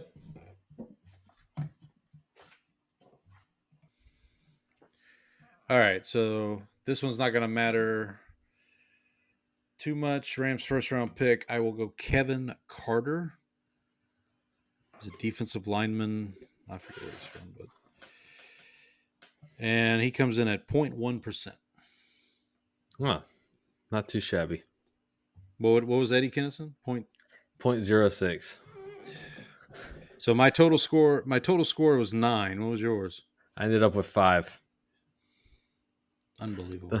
I had 3. I have 3 on here with less than less than 0.1%. Yeah. Well, that's the way the cookie crumbles. So the final tally was what, 4 for you? I get, yeah, 4.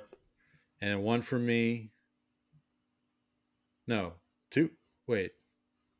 1, 2. Oh, we had another tie because of Morris Claiborne and Jack Del Rio. So we had 4 ties. 4 ties. So 4 for you, 4 ties, and 1 for me. Correct. What was the one? It was the Rams Raiders, right? With Nicole. Yep, with Nikhil Roby Coleman. Wow. He- All right. Well, so he ruined your game again. Even when you're not full. Even when it's in not reverse. In Yeah. reverse this time. Okay. Well, so that means you'll get the first pick in our next segment that we're going to do here, and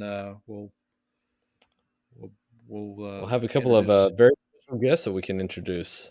very special guests that we will introduce. But I think before we introduce them, it's getting a little chilly, Brandon. Yep. I feel a draft. Let's change tables. Get out of here. We have a booth. All right, Brandon, we are very pleased to welcome to the show for this draft Tony the Cowboys fan and Chris the Jets fan. But for the purposes of this draft, they're Chris and Tony the Seinfeld fans, hosts of the #1 Seinfeld podcast in America. This podcast is making me thirsty. Fellas, welcome to the show. Thanks for the time. Appreciate it. Ready to talk some Seinfeld, I guess? Yeah, thanks for having us, guys. Appreciate it. Yeah. We're always ready to talk Seinfeld. All right. Whatever you want to throw at us. But we could also talk NFL anytime you want, you know. So yeah, let's start there. Whichever wants to go first. How did the fandom start? You know, what's some good memories, bad memories, all the above? Yeah. Well, listen, it's all been bad. So I'm sorry, Chris. As a Jets fan, as you know, I mean, listen, the Saints went through have some rough times, but then actually, you know, I was Paul. I was at the Saints Colts Super Bowl. Oh wow! Okay. Back in Miami, it's the only Super Bowl I ever went to. Probably the only one I'll ever go to. But how'd you manage that? My job at the time, we got Chris is the high roller. He gets all these front row Yankee games. He's all over the place. Wait, did Watley give you those tickets? Oh yeah, Tim Watley. Why? Everybody else felt bad. Watley. They felt bad for me. Well, let's focus on the Jets. All I'm saying is, but the Saints, I could talk Saints all day too. Bobby Hebert, the whole thing. But Herbert. Yeah. Right. I consider him a Saint. You know, I know he was the Falcons in that reference, I believe. But Right. Anywho, yeah, the Jets. Well, I mean, what can I tell you? You know, from New York, that's the team. You know, we have Yankee fandom, so you gotta pick something that's going to drag you down. And you know, there were some decent memories. You know, we had some good. You know, '86. There, you know, they started off strong, and Parcells came. Obviously, you know, now we're getting a little more Parcells back in the building with Aaron Glenn, who has some ties to the Saints as well. He's got ties to the Cowboys too, and he's got ties because of Parcells brought him over there as well. You're right. So it all comes back to Parcells. Like I said, at the end of the day, if you're a Jets or Giants fan, I mean, we're still, you know, he's held in such high regard here. You know, I go to local restaurants, and you know, I live in a town close to where he grew up, and it's just everyone's talking. Oh, Parcells used to come in here. It's just all about Parcells. Any way you shake it, but you know, like we like to say as a Jet fan, every offseason, you know, we say this is our year. Yeah, man. It could Hope be. springs eternal. Actually, it won't. I was gonna say that 2009 season, it was almost Jets Saints in that Super Bowl. That was the Sanchez. Yeah. We 2 straight. Yeah, lost that first one to the. That was the first one. Colts. Yeah. And I believe we were up. If I recall, we were up in that game. Yep. I think there was a big touchdown to Braylon Edwards, and then you know. Yep. Because the Saints had played the Jets earlier that season when we were both undefeated. I think we were both 3-0 or 2-0 or something. They came down to New Orleans and played. Saying, yeah, that was the Rex Ryan era. Yeah. So, Paul, favorite Saint of all time? Who do you got? Or So top three? Give me top three. sure. Okay. So obviously Breeze. I also go Darren Sproles. Those are the two jerseys I have in my closet right now, are Drew Brees and Darren Sproles.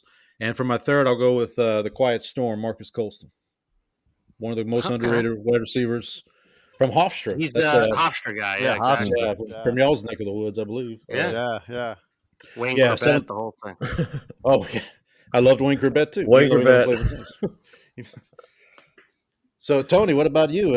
Yeah, so fandom? I'm a Cowboys fan. So my pain has been more recent. I had some glory. We were talking about it earlier. You know, I became a Cowboys fan kind of through my brother and a couple of cousins also. I was telling you guys earlier, my grandfather had season tickets to the Giants. John DeZiegel, the Giants trainer for many years, lived across the street from him. And so he was kind of grandfathered in, if you will, to Giants season tickets, which are very hard to get. And he'd sell every game but the Cowboy game, and then we'd go to the Cowboy game every year. You know, a couple of the big ones, like I said, I was at the '94 game, the Emmett Shoulder. We were young too; we couldn't drive to the game, so our dads drove us, sat in the parking lot, watched the game on like a 3-inch television in the parking lot while we went into the stadium. We were like 13, 14 years old, getting pelted with snowballs. It was crazy. So yeah, I was a big Cowboy fan starting back when I was telling you, Randy White, Tony Dorsett, Everson Walls, Danny White. I had Danny White jersey. You know, that was my kind of team. And then obviously it took off with Aikman and everything else. Too bad Jimmy Johnson left, but it's been a bit downhill since then. The Romo years were up and down, but yeah, I was saying, I mean, my Cowboy fandom has kind of dwindled as I got older, but I'm still kind of hold on to it a little bit. But once you get a couple of championships under your belt, you don't have as much. You know, these Jet fans, they're still waiting for it, so they're all they're still gung ho. You know, you get a few under your belt, and you kind of relax. He's right. It's the only sport or team I'm still passionate about. You lose it through the years. But I was going to say, I thought Tony was a big Cowboy since '92. Usually, that's when he jumps on board. Come on! I wore my Cowboy hat in 7th grade. They were 1-15 that year. They beat the Redskins. The only game they won. Yeah, I had a Tony Dorsett jersey too. That's right, you did have a Tony Dorsett jersey. O'Hara did have a Tony Dorsett jersey. You also had a Barry Sanders jersey that I bought off of him. You remember that when I bought that Barry Sanders jersey off you, dude? I was just. You don't remember that? This is going a little sideways, guys. My brother just brought all these jerseys to my son, and I'm like, I go, where the hell's my Barry Sanders jersey? You sold it to me. There you go. I think I gave you like $50 for it, maybe more. It was an authentic one with the stitched on. It was like, you know, the whole stitch. $50, man. That's a good deal right there. Yeah. I remember I bought that off him. You didn't send it to Rudy's. You didn't bring it to Rudy's. Vintage. The vintage. There you go. That's Paul. You're the master of segues. That's a hell of a segue. Hey man. I do my best. I do what I can. So I will say real quick on the Jets, they did give me two of my favorite Saints linebackers of all time, Jonathan Vilma and Demario Davis. So thank you for that. I appreciate that. I don't think the Saints have ever. I don't think we ever. Another two boneheaded moves. Yeah. I don't think the Saints have ever returned the favor, to be honest. So apologies there. Maybe y'all could do that instead of give them to the Jets instead of throwing them to the Eagles. Yeah, right. Yeah. Like Zach Vaughn and Brandon hates Chauncey the Gardner-Johnson Saints front office. Yeah, Brandon hates the Saints front office because we all of our best players end up on the Eagles, and that obviously is not good for a Cowboys fan. Yeah, Sproles, right? Sproles was one of them. Sproles was one too back in the day. Yeah, so Sproles and then Zach Vaughn this year, Chauncey Gardner-Johnson years previous. Who was the 27, the safety? Oh, Malcolm Jenkins. Yeah, Malcolm Jenkins was another. Yeah. Listen, give me Ricky Jackson, Pat Swilling, and Dalton Hilliard. Anything. He had that crazy face mask, right? That was the guy with the crazy face mask, like the 100 bars on it. Wasn't that him? Yeah. Sam Mills. Yeah. We our patron saint this week was Ronaldo Turnbull, who was on those teams as well. He was a linebacker from back in the day. All right, so we're gonna transition here to a draft about nothing. I guess we can call it. This is a Seinfeld draft. So what I've got here is I got 6 categories. Tony and Chris were generous enough to let me and Brandon go first. So earlier in the episode, Brandon and I decided of the two of us who would go first, and that would be Brandon. So it's going to be Brandon first. I will go second. Tony, Chris, do you guys have a preference who goes third, fourth, or I'll go fourth. you go fourth? Because it's a snake draft, right? It is a snake draft, yes. Hot corner. You'll get the hot corner. So let me just make this update real quick. So Chris will be third, Tony will be fourth, and then we will be picking from 6 categories tonight. We're picking episodes, obviously, of Seinfeld. So there are 6 categories are as follows: wild card, which pretty self-explanatory. Any episode you want can go in that category. Movie reference. So this can be an episode that features a real or fake movie reference. Bottle episode, which in the normal TV lexicon, bottle episode means it takes place in one location. I kind of expanded it for this basically to say it can be that, but also any episode where we do not see Jerry's apartment or the inside of Jerry's apartment. So little expansion there. A parent episode. So any episode that features Morty and Helen, Frank and Estelle, Babs Kramer, or Alton Bennis. Or I guess the Rosses too. We'll throw the Rosses in there too. Mr. and Mrs. Ross. Hour-long episode. Again, pretty self-explanatory there. For the purposes of this exercise, and Tony and Chris, I don't know how you feel about this, but I count the pitch, the ticket from season 4 as an hour-long episode. Yes, that okay? Agreed. Now, if you want, you can select just the pitch or the ticket in a different category, but you can also select the pitch / the ticket as an hour-long episode, if that's not too confusing. And then finally, no draft would be complete without our good friend Newman. So we're going to have a Hello Newman category. So any episode where Newman is seen or heard. So that counts the one where he's jumping off the roof. Yeah, the Larry David's voice. Yeah, that's the it's from season 2. I can't remember the Revenge. Is that the Revenge? Revenge, yeah. I think. Yeah. Is that okay. So, any questions, thoughts before we get going here? I think we're ready to rock. Good. Yeah, I think we're good. Okay, so Brandon, you will get to kick us off here with the first pick. All right, so I think the most difficult category here is going to be there's good first round talent and a big drop off in the bottle episodes. So I'm going to go with that category first. Okay. And then I think I'm going to take the original bottle episode, and I'm going to take the Chinese restaurant. All right, dumb question. Do we all have to do the bottle episode now? No, you can do whichever one you Whatever want. we want. All right. Yeah. You pick your episode and you put it in a category and we move on. All right. So yeah. Chinese restaurant. I would say probably is this the first classic Seinfeld episode? Is this? I would think so. I would say it's the first one that got the attention of the masses per se, quote unquote. Yeah. We would. I don't know. Chris might agree with me here. Probably. I think I would put the Jack in the phone message. They aired before that. To us, those are a bit more old school, really good episodes. But in the lexicon of the show, as far as like kind of what put them on the map, that was kind of the first one. But pre boyfriend, obviously pre contest. Got people talking. So I think that's a good call there. Yeah. It was a different concept, right? Like the whole episode is basically you're just waiting for a table at a restaurant, which is so much different than what sitcoms are doing at that time. And so it's like, we're just going to make the show out of real life. You get George trying to call, having to give her the excuse of, I'm sorry, but I have a bus pass that expires in an hour.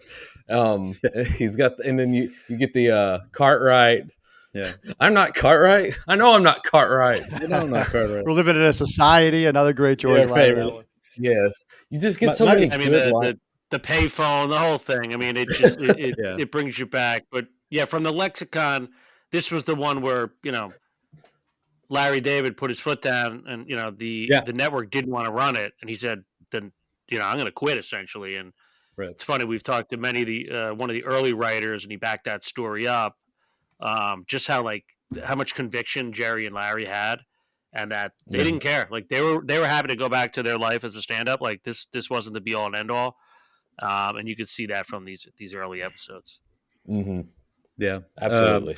The underrated part of that whole phone exchange is when the guy comes up to George later and says, "Hey, I'm sorry about that."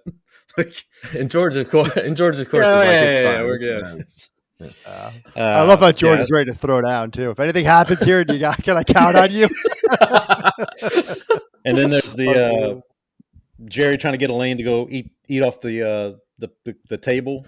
Like for $50, I put my face in their soup and blow. Hey, well, listen. The way we're talking about this episode, Brandon's going to win the whole thing. So let's. That's true. That's true. All right, I'm going to go with my first pick here. I told Brandon before we started the show, there was one episode I absolutely wanted, and I'm going to put it in the hour-long episode category, and it is The Boyfriend. Season 3. This was the first episode. So when I watched the show for the first time all the way through, I was 25 at the time, and I got to this episode, and I'm like, okay, I get it now. Like, I get why this show is revered in the way that it is. The whole second spitter thing, the whole just everything about this episode. This is a perfect episode of television, I think.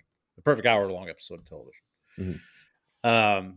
I mean, it's my favorite episode by a mile. That's no disrespect to obviously any other episode, but it's just fantastic. And I was listening to your guys' 2 ups and 2 downs on this episode, and I think you guys have kind of similar vibes. We both gave it an A+. It's hard. This is O'Hara's one of favorites. We don't particularly pick favorites. Our top 10 could change by the day. But the A+ episodes, and boy, I always said this episode specifically was the launch pad. To your point, you're watching it, and all of a sudden you saw this, and it took it to another level. So 100% agree with that. And usually an hour-long episode, you're like, maybe there's something, like maybe went on a little too long. Not this one, right? Yeah, he left you wanting more. Yeah, I mean, I had it as my number 1 hour-long episode too. So you just took it off. Yeah, there's nothing. Yeah, they don't leave anything. There's nothing left on the bone here. This is a perfect, again, like I said, a perfect episode. And I'm thrilled to take it. I actually could have taken this in a couple categories, but hour-long episode is a little scarce, so I'll take it there. All right, Chris, you are up, sir, with your first pick. All right, what am I going to do here? No Kyle Brady picks here. Nice tight end reference there. We got Johnny Mitchell as well, if you remember him, and I don't know why Kyle Brady, Anthony Becht, if you want to go down the tight end road. Here we go. Let's go. I'm looking at movie reference. What are the movies and the movie references here? And I should say, like you can argue your case. Like if you think there's an episode that you think fits in a different category, like we'll allow some Jackie Childs style litigating here. Well, help me out here. I'm looking at the movie reference. I'm doing this in the real time here. Okay. The Conversion. What's the movie reference in The Conversion? Someone help me out with this. So I saw a video today. So I got a lot of these from this YouTube video. Somebody put a big compilation of like the different references for The Conversion. It's from The Graduate. So when Kramer's running to the church to go see Sister Roberta. Yeah. That apparently is a reference to The Graduate when Dustin Hoffman's going. Actual references versus like a movie mention. Interesting. Both. I think. Right. It's either one. Yeah. Either one. Yeah. If you one. Yeah. Exactly. And I may have missed some in terms of like movie mentions. So, like I said, if we can litigate if you have one. You know what? I'm gonna go, and Tony's got to help me. I'm drawing a blank on the episode, but we had a famed producer of the show, Tim Kaiser, on the show, right? And his family. And I hate the later seasons. Just we'll get that out there, but I'll throw this a bone. I am aware. Tim Kaiser. What you're? Tim Kaiser had his family in the actual poster of Sack Lunch. So that's the English Patient. That's the English patient. Yeah. So and I hate the English patient. Right. I was going to say you hate the English patient. I hate the English patient, but if I'm going movie reference, I'm not using English Patient as the reference. Right. I'm using the fake. I could have went Rochelle, but Kaiser was such a great guy, and they got his family to do the post. Yeah. Well, I was going to say, they got his family to do the poster. It's one of my favorites because it's the introduction of Izzy Mandelbaum.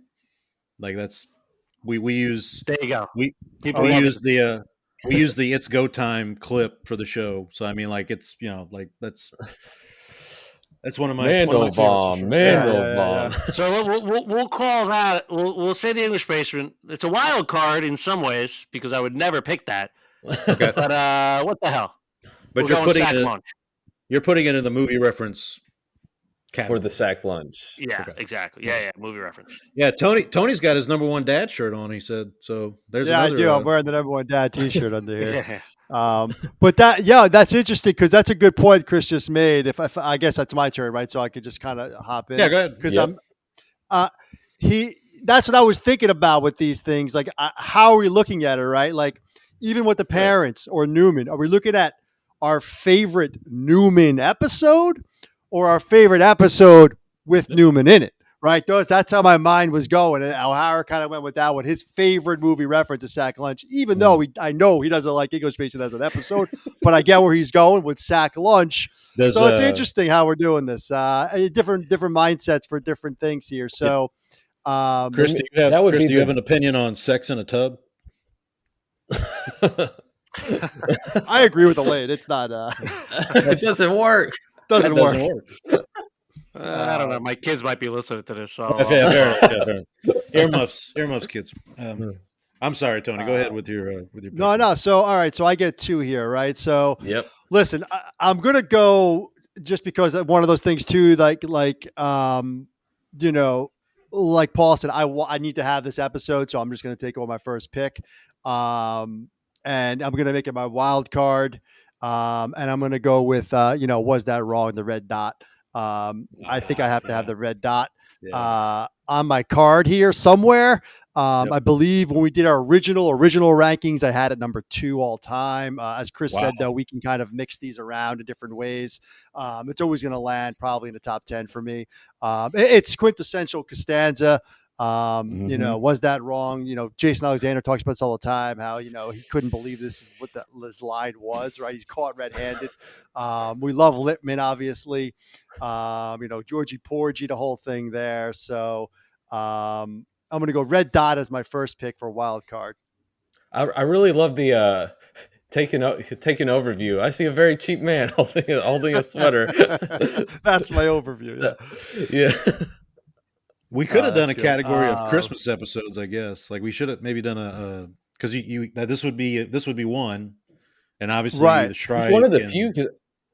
Yeah, the race. So I remember watching the DVD. They have the notes about nothing on this, and they mentioned that the kind of the Elaine's boyfriend, being recovered and sober at the end. That was kind of their like concession to them having a happy ending to a Christmas episode because they usually didn't do that.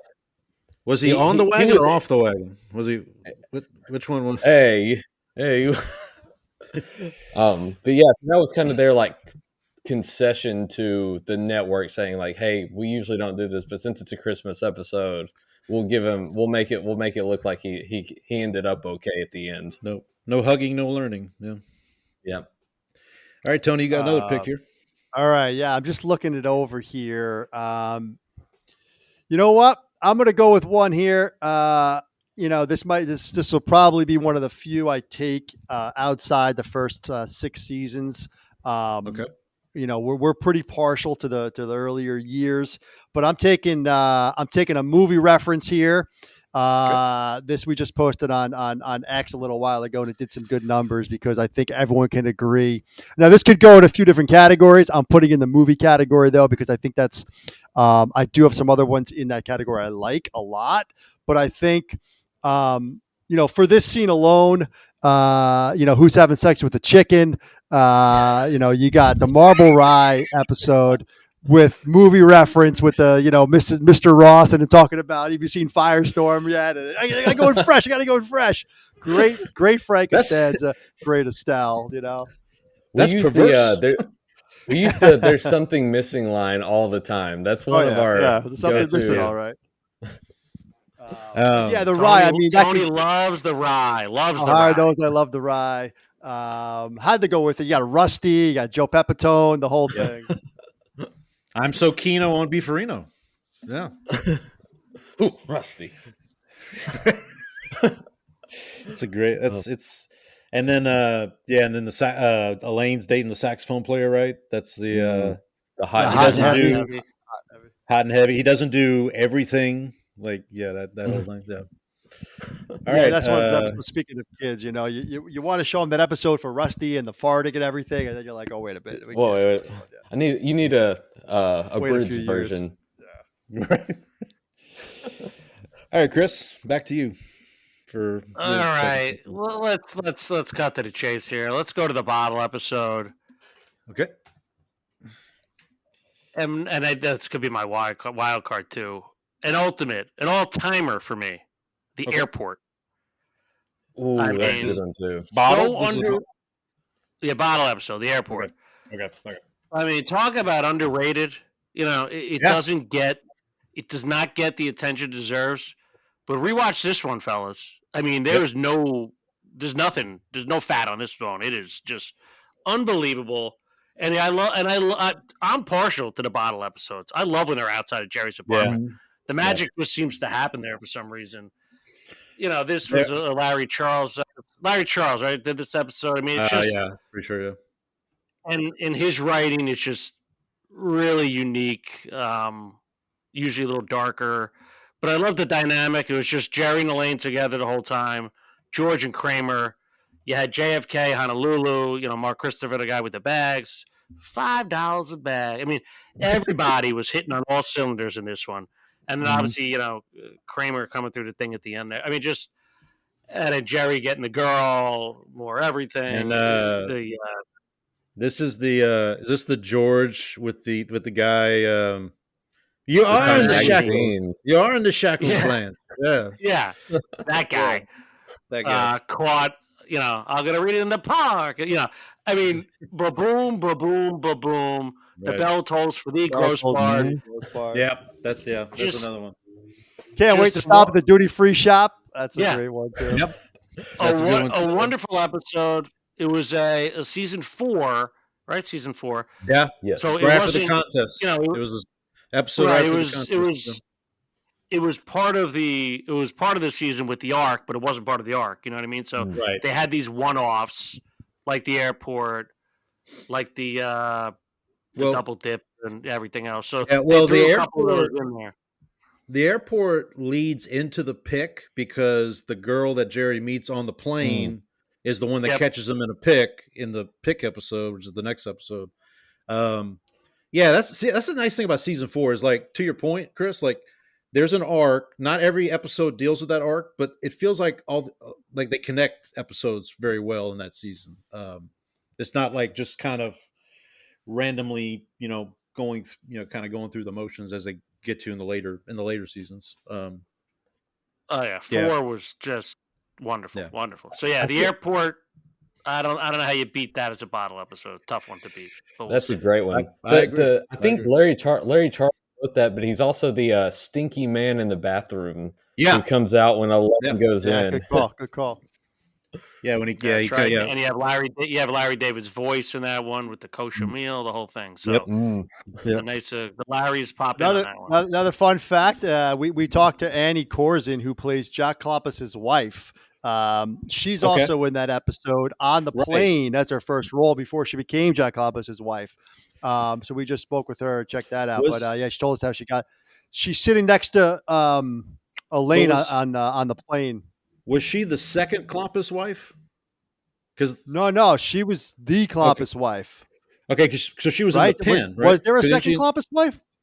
Well, because the pen is in season 2, and Kloppus is she's in the pen. Yeah. Okay. She's in the pen. Okay. Yeah. So they brought her back. Yeah. Yeah, Paul, you're gonna have to edit that out for Tony's mistake. What mistake did I make? He edits our podcast. What mistake did I make? I do edit out all my mistakes on our podcast. Harry's right about that. Oh man, it's all good. I make mistakes too. I say the Saints are going to be good, and they're not. We just roll with it. All right, so I guess it's up to me. Yeah, I'm next. You're up. Let me see here. I mean, like I said, the boyfriend was definitely the one I wanted to get for sure. Let me check out Newman here. See what we can do with Mr. Newman.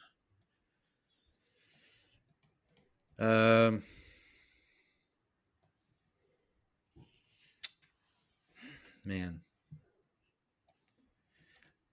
I really didn't think past the boyfriend. I'm gonna be honest here. Oh, you know what? I got one. I'm gonna go wild card.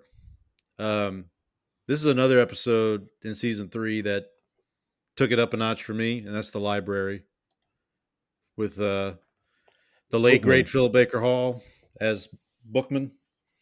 So I'm putting that one in wild card. It's liquor. Was it Tropic of Cancer, Tropic of Capricorn? Can't stand you. Can't stand season 3 guy, Paul. A lot of respect so far. Yeah. Look, I do like the later seasons for sure, but like I was telling Brandon I was watching some season 1 today, and I guess it's like I don't know if it's just because I'm getting older and like those earlier seasons kind of speak to me a little more. True. I don't know, because I did. So like today I watched some season 1, but then I also watched the Merv Griffin show because I needed to check something in that episode, and that's a favorite of mine, honestly, from season 9.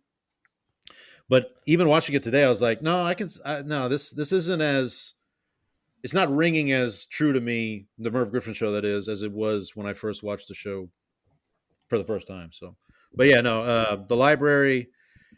I mean, like I said, Philip Baker Hall steals the show in this. I think he's top 5 guest appearances in the history of the show. At least for me. So yeah, no doubt. Yeah, I think America agrees. Yeah. He's one of the classics. Yeah. All right, Brandon, so you got 2 picks here. All right, so I'm gonna go. I've got one. I think I may save it. I think I'm gonna save my wild card here, but I've got a Newman episode that I really like. This is. I know y'all may dislike me for this one. It's one of the later seasons. We're going to season 8. We're going to go to. This is one of my favorite Newman references too. But I'm going to go with the chicken roaster.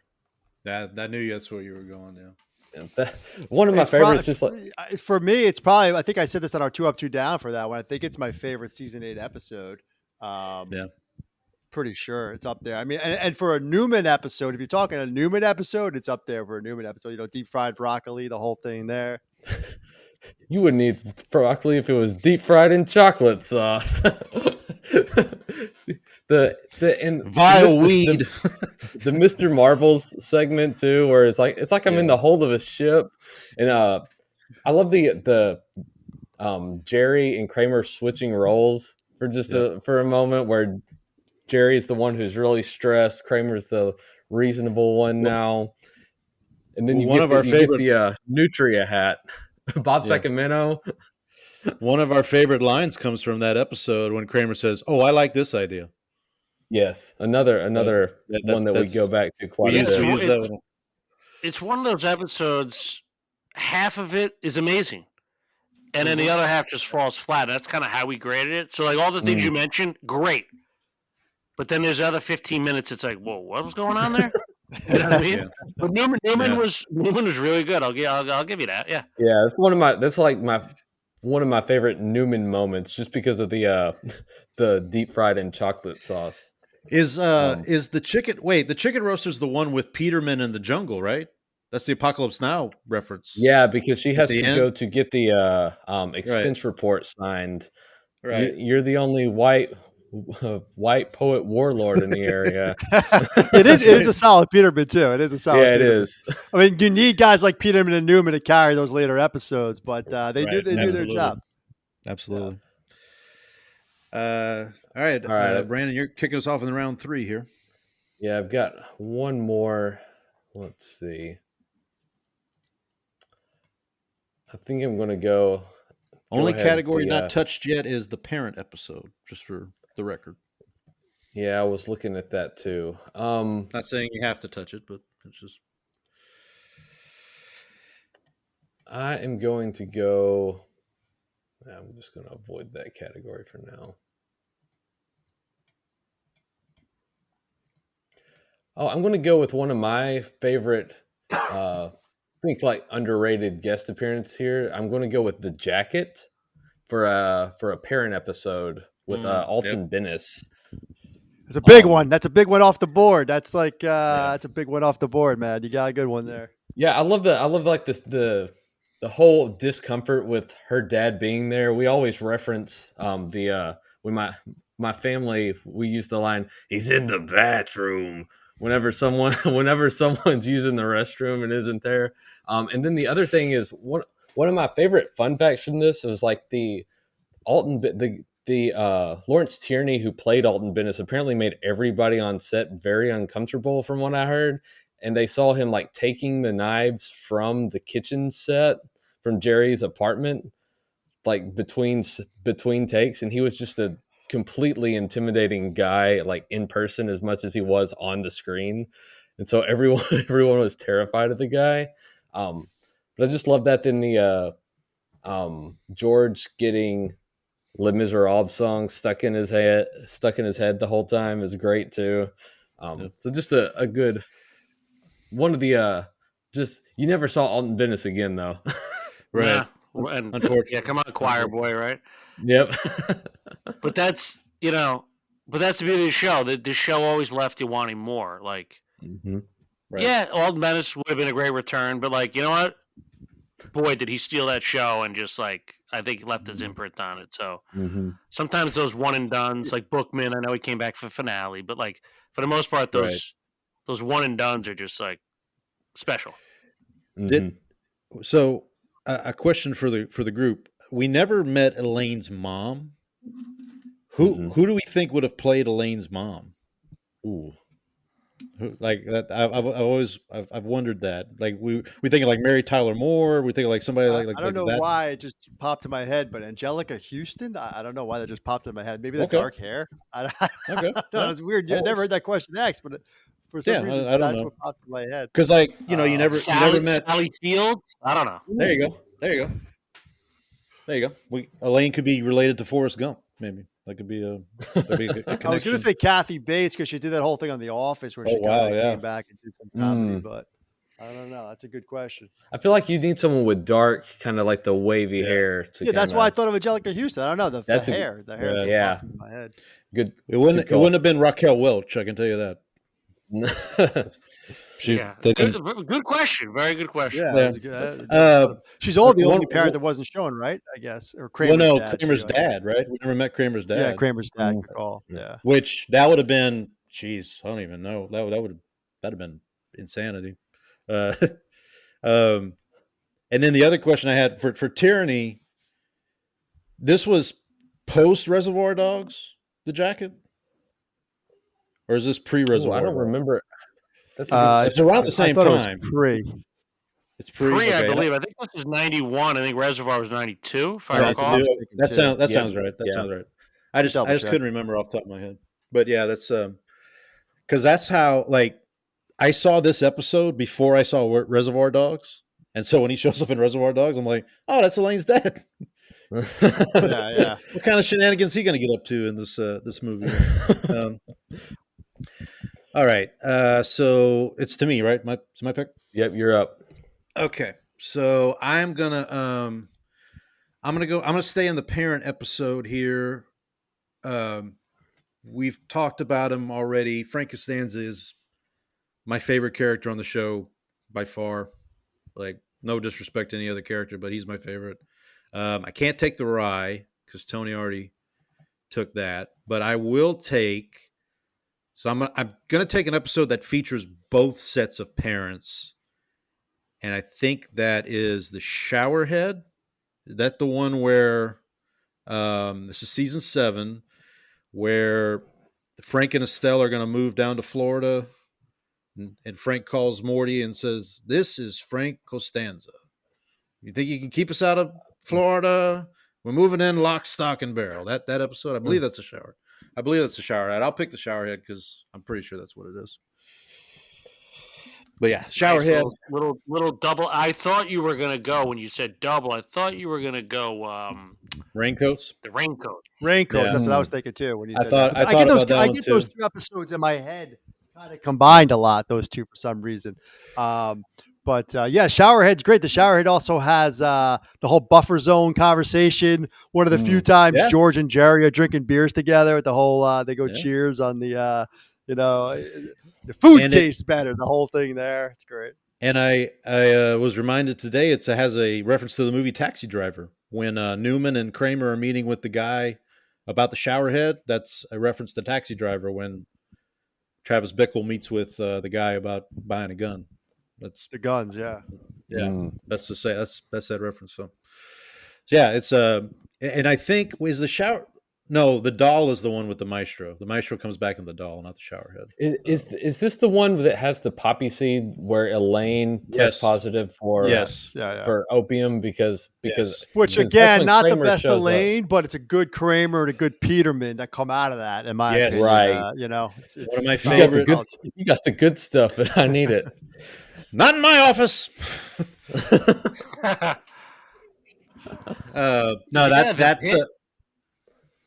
the parent episodes. You got them loaded in here, huh? Yeah, they're like I said, Frank is my absolute favorite character of all time, and I just actually remember there's an episode I can't take now because I don't think it fits in any of the categories I have left, that's a shame. But you already used your wild card. Well, what's interesting is Frank. You love Frank, and we all love Frank. Don't get me wrong, but he's only in I think 23 episodes, which is crazy. Right. And but not until he doesn't really show up until pretty late in the game. Season 5, yeah. Well, I mean, he's in season 4. He's in He's in the second to last episode of season 4, which it was John Randolph originally. Yeah, but it was John Randolph. Yeah, so watching live. But what's crazy is he was in 200 episodes of whatever that other thing, King of Queens. But in my head, he's always Frank. So, anyway, interesting. All right, I'm gonna. I might jump on the parent episode here too, just to knock it out. And I think there's a couple obvious ones here. I think I know where Tony's going to go here. If I had to make a choice, he's going to go Big Splash. I'm not going to go Big Splash. If it counts, great. Handicap spot you mentioned. You know what? This is a little crazy, but it's just for fun loving because I say it all the time. The wallet. My wallet's gone. My wallet's gone. I mean, need I say more? I mean, I think that was Morty. You know. Yep.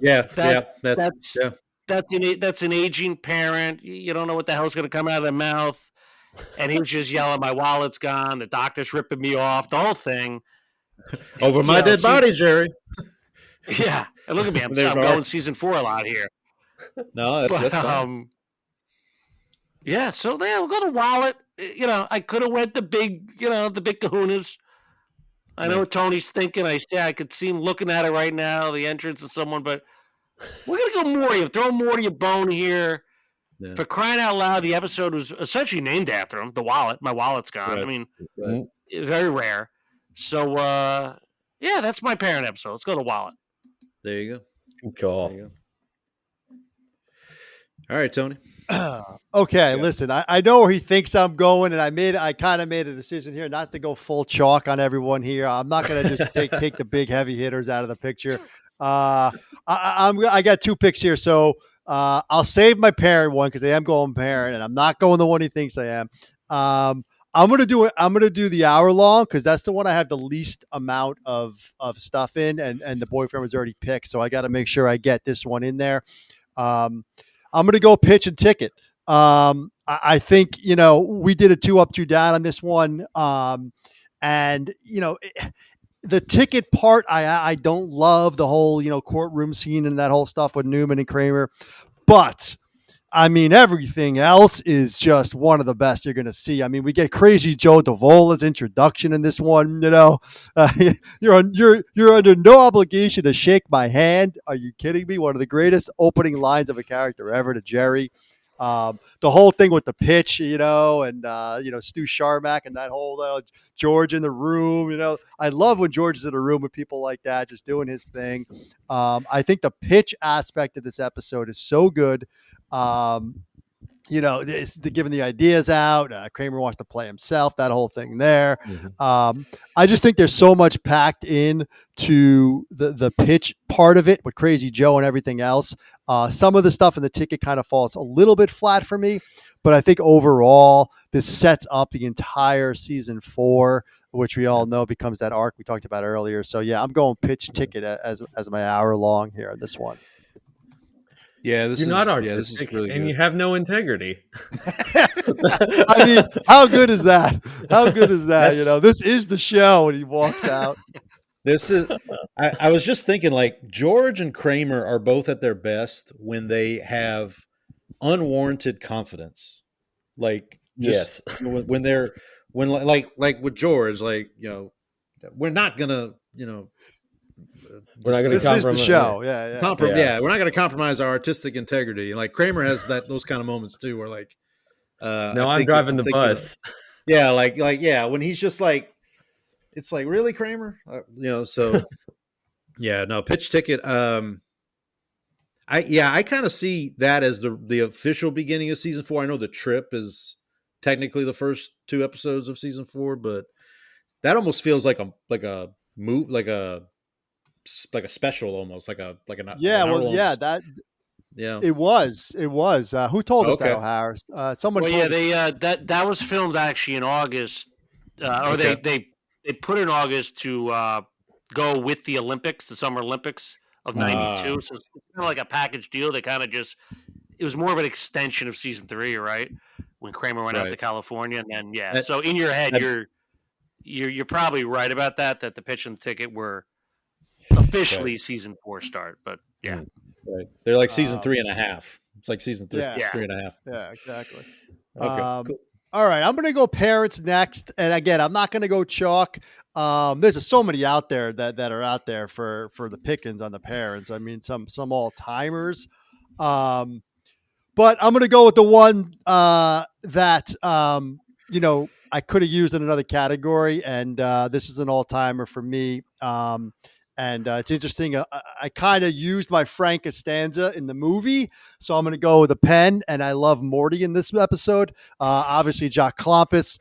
It's just Jerry and Elaine, which we all know. And Jason Alexander got mad about that. But to me, one of those early season episodes that really put on the map for me. Watching it live, I think Elaine delivers. I think Klompus is an all-timer. Morty, stay on Biscayne. Don't get off Biscayne. I mean, just giving directions. They're down in Florida. The parents are down there. The whole thing.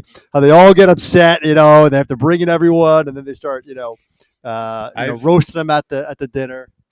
I've used the line. All I said is I liked the pen. Like I've used that line before when people Jerry like, can't believe it. It's unbelievable. Of course, I like pound cake. It's going crazy. This is also the one because George and Kramer aren't in this one, correct? And they almost they said if you're not going to put us in every episode, Jason Alexander did, then just we're done with it. So I don't know if Michael Richards, because I mean Michael Richards wasn't in the Chinese restaurant episode either, so like I don't know if he. Yeah, I feel like he was also upset about that too, if I remember correctly from what I read. But it's admittedly been a while. Yeah. So. Yeah, listen, all these guys have a little bit of ego in them, so it's natural. Yeah, kind of have to work in show business, I think. All right, Chris. All right. Am I up for? You're up. Yeah, I'm looking through the list here. We're dwindling down here a little bit. We're dwindling down. I kind of want to knock the Newman thing out. And by principle, I'm not doing anything season 7, 8, and 9. Okay. Fair enough. But here's the thing. There's Newman moments there. You know what I mean? Absolutely. Mm-hmm. Yeah. But I already did the English Patient, so I can't do something like that again. So let's see. That's it. I'm a principled man. Artistic integrity, right? Yeah, no question about it. I have artistic integrity. Oh God, here the old man. Mm-hmm. I'm looking at 2 here. I'm thinking. Wow, that's pretty good too. I don't know. You know what? Just because it's an ultimate episode, I'm gonna go the non-fat yogurt. Ooh, that's a good. That is a good one. It's an A. Yep.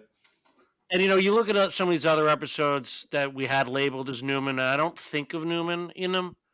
Right. Right. When I think of non-fat yogurt, you picture them. Another round of strawberries for you, my friend. That whole thing, and then him being sad and yelling at Jerry at the end. You had to open your mouth, the whole thing. I love seeing Newman with, his buddies, if you will. His co-workers, whatever. Yeah, and they're all gathered around, and just the highs and lows of Newman, similar to George. I kind of love within an episode how they get so high and he's losing weight, and then obviously to his lows, and in that episode just Lloyd Braun, Dinkins, Giuliani. I mean, what a power packed episode. The original Lloyd Braun. Who we've spoken to both. Yeah, we spoke to both of them. The original, and just like a fun fact, the original was supposed to come back, but he was having visa issues. Oh, is that what it was? Canada. Yeah, he's a Canadian. They couldn't get him back, so they said screw it. So they got Matt McCoy, who was excellent as well, and he was probably the more well-known Lloyd Braun, not to us, but to the common folk. I like them both, honestly. But my favorite tidbit from this episode is the Phil Morris part about him. Yeah. He was originally going to be Dinkins' representative if Dinkins had won the election, but because Dinkins didn't win the election, he didn't get in the episode, and then he comes back as Jackie Childs down the road. So some serendipity there for the folks at Seinfeld for sure. I know you guys talked to Phil. To Phil Jackie Morris. Childs, another friend of the show as well. Yeah, he told us that's an incredible story, and I know the clips are somewhere. They obviously taped it. I've seen it. Yeah. Y'all recently talked to the woman who was the masseuse in the Note episode, right? Yeah. Yes. She was Canadian and had there were some issues with her visa too, or it was she talked about how it was a really difficult process, wasn't it? So it seems like that seems to be a common issue with actors from Canada. Yeah, and I think the issue was, her visa papers were stuck in her neighbor's mailbox. Yeah. Oh, is that what it was? No. It's bad. Very bad man. He was a very bad man. Listen, the non-fat yogurt, you got the cursing left and right, which is unbelievable in a sitcom. The way they handle that fat fuck and the whole thing. Thanks for ruining my dad's job, you fat. What the fuck? I mean, it's unbelievable. And that Jerry kid- yells at the kid. What the fuck you That doing? kid, and that kid is the same kid from the parking spot episode, right? From season 3. That Yeah. That's the same. That's the same kid. Have y'all talked to him? Have y'all tracked him down? Wonder what he's doing. No, we've had a couple of the child actors, like Bobby, who was in bed when. Oh, yeah. We talked to Bobby. And we talked to Corey, and he wasn't really a kid, but he sort of was. The wanted to be a city planner in, in the Van Buren Boys. The Van Buren Boys, yeah. But that kid, he double dipped in that. Dude, the parking space. Jeez, I don't know if you have this. You know what? I might save that for a wild card, actually. Okay. But, There you go. We got a lot going on here. all right, who's up? Who's up? I think, Paul, I think it's up. me, right? Is it me? Yep. Yeah. Okay. The non-fat yogurt. So I'm gonna see if I can. I'm gonna stick in the Newman category here. Oh man, I'm just trying to think of like. No, that one's. Yeah, that's. I think I'm going to stick in season 5. I'm going to go the barber. Oh, that's a good one. Yeah. We could have done this in movie reference too. I don't know if I had a movie. That Edward Scissorhands. I almost took it on movie reference. I almost took the barber on movie reference just for Penske alone. I mean, right. Well, that too. Episode. Well, actually, so you guys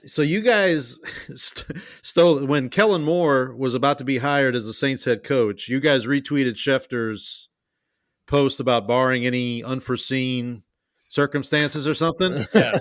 And I was like, I was like, and I was coming to Twitter to do that. I was like, I gotta find this.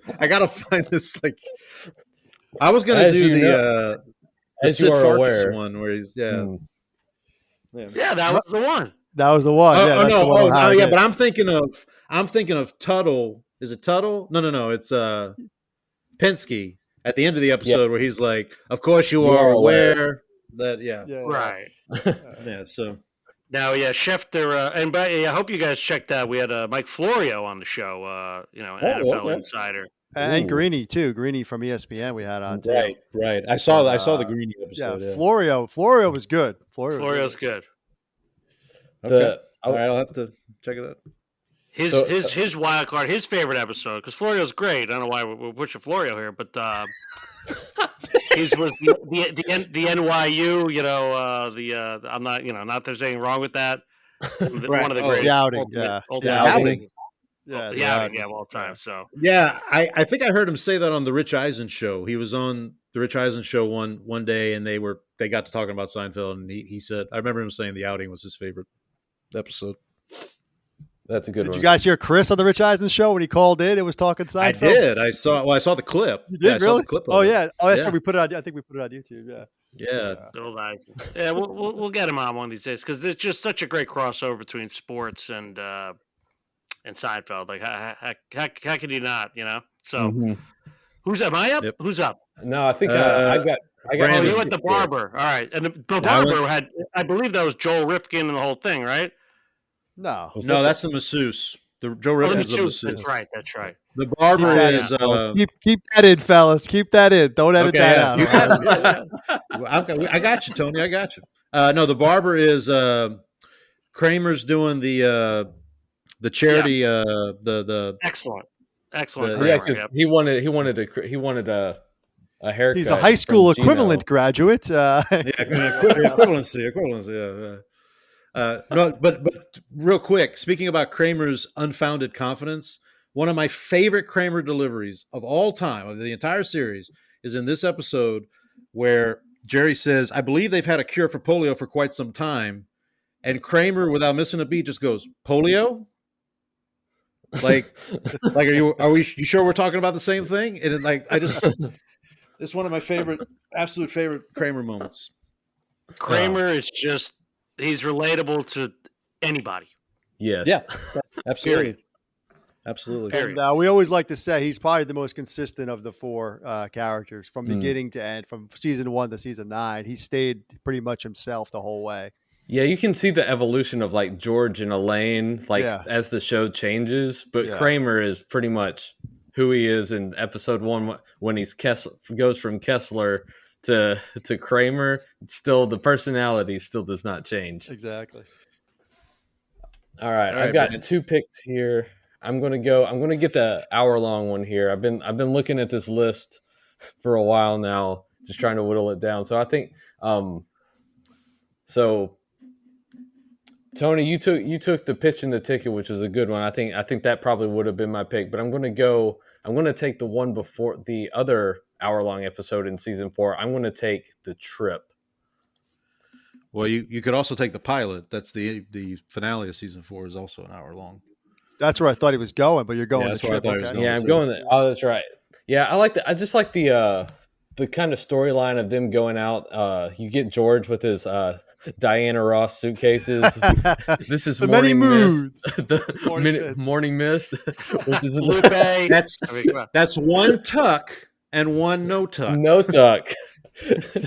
And then you get the. I tell you what, Jake Jarmel is the cop in that episode. Oh, that's right. He was one of our favorite guests that we talked to. Was Marty Rackham, who played Jake Jarmel in that cop. He's really good at that. That must have been before he became a famous author. He must have still been working on his manuscript at that point. Right. Hey, officer, he's messing around back here. Just the 2 of them in the car. That's so good. Another great line is when they're on the payphone and the guy walks by and says, "Excuse me, sir, can you tell me where we are?" And he goes, "Earth." Classic line. Yeah, it's good to see them out there in L.A. Which I guess that could have been a bottle episode too. Or there might have been some. There might have been some. I think I had it in a bottle episode. Oh, you did have it in a bottle. Okay. Yes, it is listed in the bottle episode. Because this is kind of the follow up to the Keys episode, right? Because they ended with Kramer leaving into season 3. He goes out to L.A. and then at the beginning of season 4, they have this where they have to, and then at the end, he gets the keys back and Kramer throws his giant ring of security guard keys onto the table. Can I throw you guys a theory that I came up with the other day? Have you guys seen the movie So I Married an Axe Murderer with Mike Myers? Jeez, a long time ago. Long time ago, yeah. So Michael Richards is in that movie for like one scene.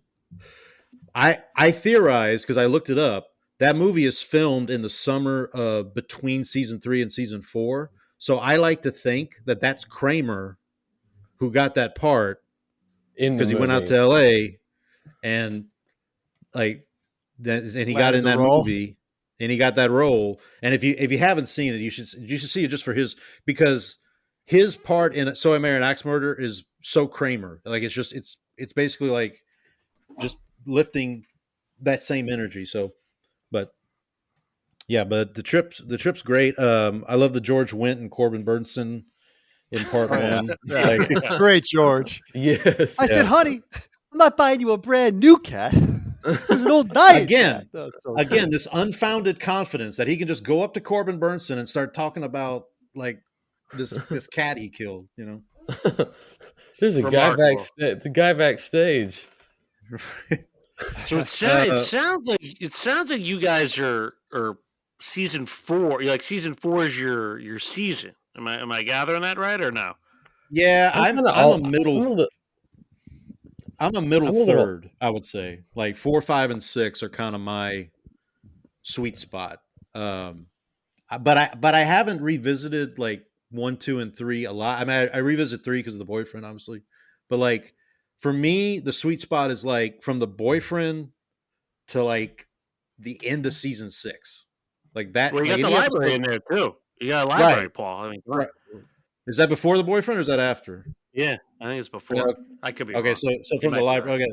So yeah, but basically the middle of season 3 on to like the end of season 6. That's kind of my sweet. I'm a little all over the place. I think where I really like especially the George character for him is in season 3, episode 24, The Cafe, because that's the episode where he kind of goes from being like an average person to being an idiot.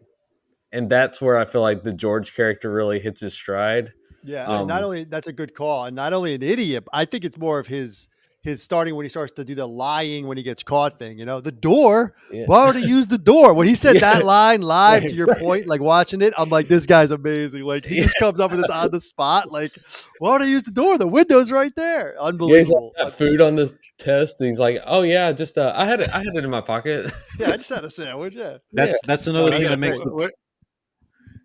That's another thing that makes the boyfriend on his SAT. Yeah. What did I get it when I tell people I got? I do the same thing. Hello, Professor. I tell you every. You can't even. I don't. Help me out here. I don't think you can get 09, right? Yeah, no, because impossible. It's like. I don't know. It's been a while since. But that's another thing that makes the boyfriend episode so great is because you could see George like when he's doing the whole thing with Mrs. Sokol. Oh, like yeah, that whole thing. And you guys talked about it. We talked about it a minute ago. But like, that's really when, to Brandon's point, like George's web of lies starts. He starts weaving that web of lies, as Jerry says. George behind a desk. I like to say, if there's someone in front of a desk talking to him, and he's got to do the same thing with Farkas, the same thing with Sokol. If he's behind a desk, then, to Brandon's point. You push to season 8 and he's bebopping, scatting all over the place, and it's just terrible. So anyway, there are a few. I've got a wild card pick. I want to hear it. Are you? Who's up? You up for your wild card? I'm going to take my movie reference pick, and I'm going to go really chalky here. I'm going to take the A Few Good Men movie reference. I'm going to take The Marine Biologist. Right. Just because. When George comes in and says, "You can't handle the truth," handle the truth. And he's like, "I'm working on my Jack Nicholson." Yeah. It's a nice way to get marine biologist in. I'll tell you that. You just snuck it. So a little peek behind the curtain. When I was putting the categories together, the reason I came up with wild card is because I'm like, I don't think we can get marine biologist in here because I don't think it's. I didn't remember this reference. I'm like, well.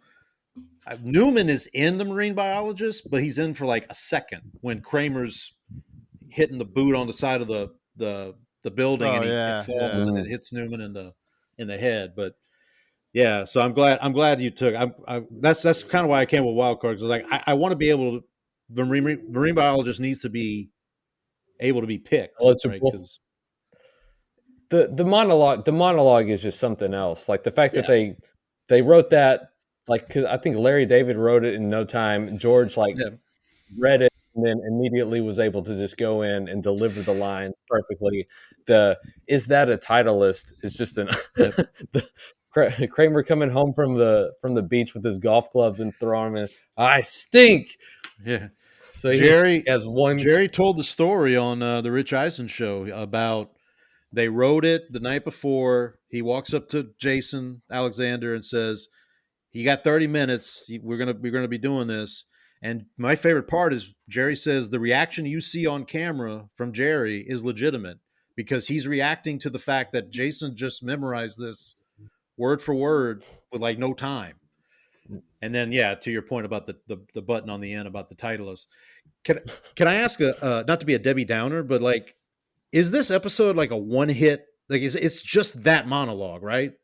Like, is it just I don't that? know. Well, you got Dan the Con, the It Girl, you got Jerry processing. Yeah, because there's also the like. I always wanted to pretend to be an architect. I could be an architect. Nah, that's an A+ episode. Yeah, A+ all the way around. All right. Lane, Testikoff, War. What is it good for? Carol Kane, right? Yeah. Testikoff, the Russian writer. Yeah, a lot going on. The It Girl, of course, like Tony mentioned. I mean, it was the most beautiful topper. You're right. Right. And I think that weighs it heavily, but no, it was cranking on all cylinders. Yeah. All right, Paul. That's my 2 picks. You're up now.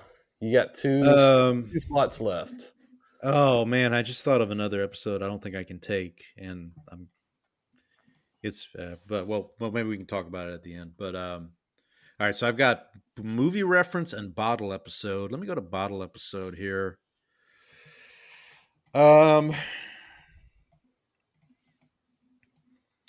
Okay, so I'm gonna stay. Well, I'm gonna stay in season 5. I'm gonna go with the season 5 finale, The Hamptons, written by the great Peter Melman. You guys talked to Peter Melman, right? On Twice. the show? We talked to him twice. Yeah, we had him on for our 100th episode, kind of just to bring him back. But the Hamptons, yeah, I mean, you can't go wrong. Yeah, I mean, you can't. I mean, you yeah. I was in the pool. My favorite, another Kramer line when he's like, "Jerry, you ever try silk underwear? Put that on the top of your list." Like, a little too familiar, he says. Right. Yeah, we saw Jane Topless. She's got a great body, buddy. I mean, yeah, unbelievable. Yeah, we also spoke with Rachel from that episode, who was obviously a three episode Jerry girlfriend who dated Peter Melman. Went on a couple of dates with Peter Melman too. Was what, she also dated Ken Danico of the New Jersey Devils back then. Just some fun facts that we learned. Did she paint her face for the game? Yeah, she was supporting the team, all right. Wonderful lady. But the Hamptons, geez, I mean, that's an all-timer. Talk about an A+, absolutely. Yeah, I love the line that what if you had to describe her to one of those police sketch artists? Oh, they pick her up in about 5 minutes. It's a great Jerry line. Here's a question for the group: is the Hamptons the best season finale? Ooh. It wasn't the season finale. The opposite was the season finale. Oh, that's right. I'm sorry. Right. Which could be the best season finale, though. The opposite. Yeah, I'm looking at it right now. I think. I think they taped the Hamptons after the opposite, but they aired it before. I think is what I'm thinking. I don't know. The opposite was the season finale, and probably the best season finale. But those final three, Paul. The Fire, the Hamptons, the opposite. Holy shit. Yep. Yeah, unbelievable. The Fire, my favorite Kramer monologue of the entire series. The pinky toe. Yeah, it's gold. That's good stuff. Oh, Toby, forget about it. Unbelievable. Another great guest of ours, Toby. Oh, you guys got to talk to Toby? Yeah, Toby's phenomenal. She was good. She heckled you? She didn't heckle you? The pilot, I mean, I don't know. The pilot's, I think the opposite will probably takes the crown for finale. I would say the pilot. You maybe give the pilot the edge because it finishes an arc, whereas the opposite, like season 5, didn't really have a. I guess it kind of had an arc with George living with his parents, and then the opposite, he finally breaks that curse. Well, Chris, my co-host there likes to say his whole line. I'll say his line for him, but he likes to say. The whole show should have just ended with the opposite. That should have just been it. I'm done. This is how the show should have ended. Would have been happy there. Instead, we get season finales like The Summer of George, which is just an embarrassment. So it could have ended after season 5, and I think we all would have been happy. Of course, you didn't want to see Susan anymore. You didn't want to see Susan die. Of course, that's another. It's funny. It's a polarizing topic. I never personally liked it. Melman, who we spoke to twice, loved it. He totally disagreed. He thought it was funny, the whole thing. Have you guys heard? I just thought it was. Have you heard the story behind how they decided to kill Susan? I thought this was fascinating. Like Jason Alexander was on, I think, Howard Stern just a couple of years ago, and. Oh, yeah. The story he told, if I'm remembering this correctly, was they all would go out to dinner after recording the episodes, and Jason was like not complaining, but he was frustrated with trying to work off of I can't remember the actress's name that played Susan. Heidi Swyberg, yeah, and Jerry and Julia were like, "No, you're crazy. It's fine. You're good." And then they get to the pool guy episode where Jerry and Julia have to interact with Heidi, and they get to the dinner after they recorded that episode, and apparently Jerry and Julia were like, yeah, we see what you're talking about. Like we get it now. And Julia, I think, made an offhanded comment about, man, sometimes I just want to kill her. And Larry David went, that's what we'll do. And that's how they decided, according to Jason, that's how they decided they were going to kill Susan at the end of the episode. Because they still hadn't figured out how they were going to end the season. They knew George wasn't getting married, but they didn't know. Yeah. And then Larry left, Then Right. Larry left him. Listen, they should have just never brought Susan back in the first place. Right. Fair enough. Yeah, that's fair enough. But one of those things. It was a little fu for Larry just to like go off in the sunset, the whole thing. So yeah, I know the cast didn't get along with her per se, Right. But no fault of Susan. I liked her. Season 4, she was great. And then Yeah, she became a was lesbian. good. She was good early on. The Bubble Boy, she's great. She has a few hot spots. But I guess you got the Rosses that kind of helped balance her out a little bit. So Grace Zabriskie and Mark Frost, yeah, they're great. That was my rye pick. All right, Chris, you're up. Chris, I'm yeah, up, you're huh? up. You're up. Let me see here. You have wild card and hour-long episode remaining to select here. Yeah, we'll leave the wild card. See kind of what shakes out there because there's plenty of options, and there's not many options on the hour long. Bottle deposit, no, thank you. You know what? Let's go raincoats. Okay. I thought you were going to take this with the parents. You got both the parents. You got another friend of our show, Mike Haggerty. May he rest in peace. I mean, what a guy! Yeah. Rudy's Vintage Clothing. I mean, if you can't just picture yourself in a store like that with a guy like that, I mean, that's how great this casting was. I mean, God, they nailed everybody. Yep. You had Judge Reinhold, the whole. You had Rachel back in this one. The whole, Newman watching them make out there in Schindler's List. Him being annoying. Jerry was moving on her like the stormtroopers into Poland. Exactly. I mean, just a great episode, up and down. I mean, to have both parents, to have great guest stars like Rachel, like Rudy, like what was Judge Reinhold's name? I'm drawing about the close talker, Aaron. Yeah, of course. Yeah. It's just.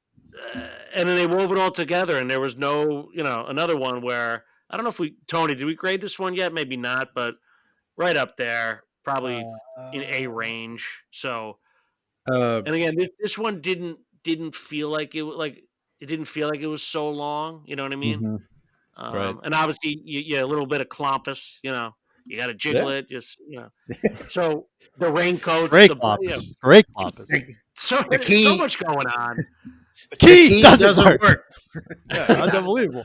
Andy cores it again. And no, we did not grade this one yet, by the way. Yeah. So just great episode. Then even at George, right? I think he was doing a little stuff with the Big Brother program. Right. Just, season 5. We talked about season 5. There's not a lot of misses in season 5. Right. This certainly didn't miss. So it was a fun 60 minutes. You can't go wrong. So raincoats for the hour.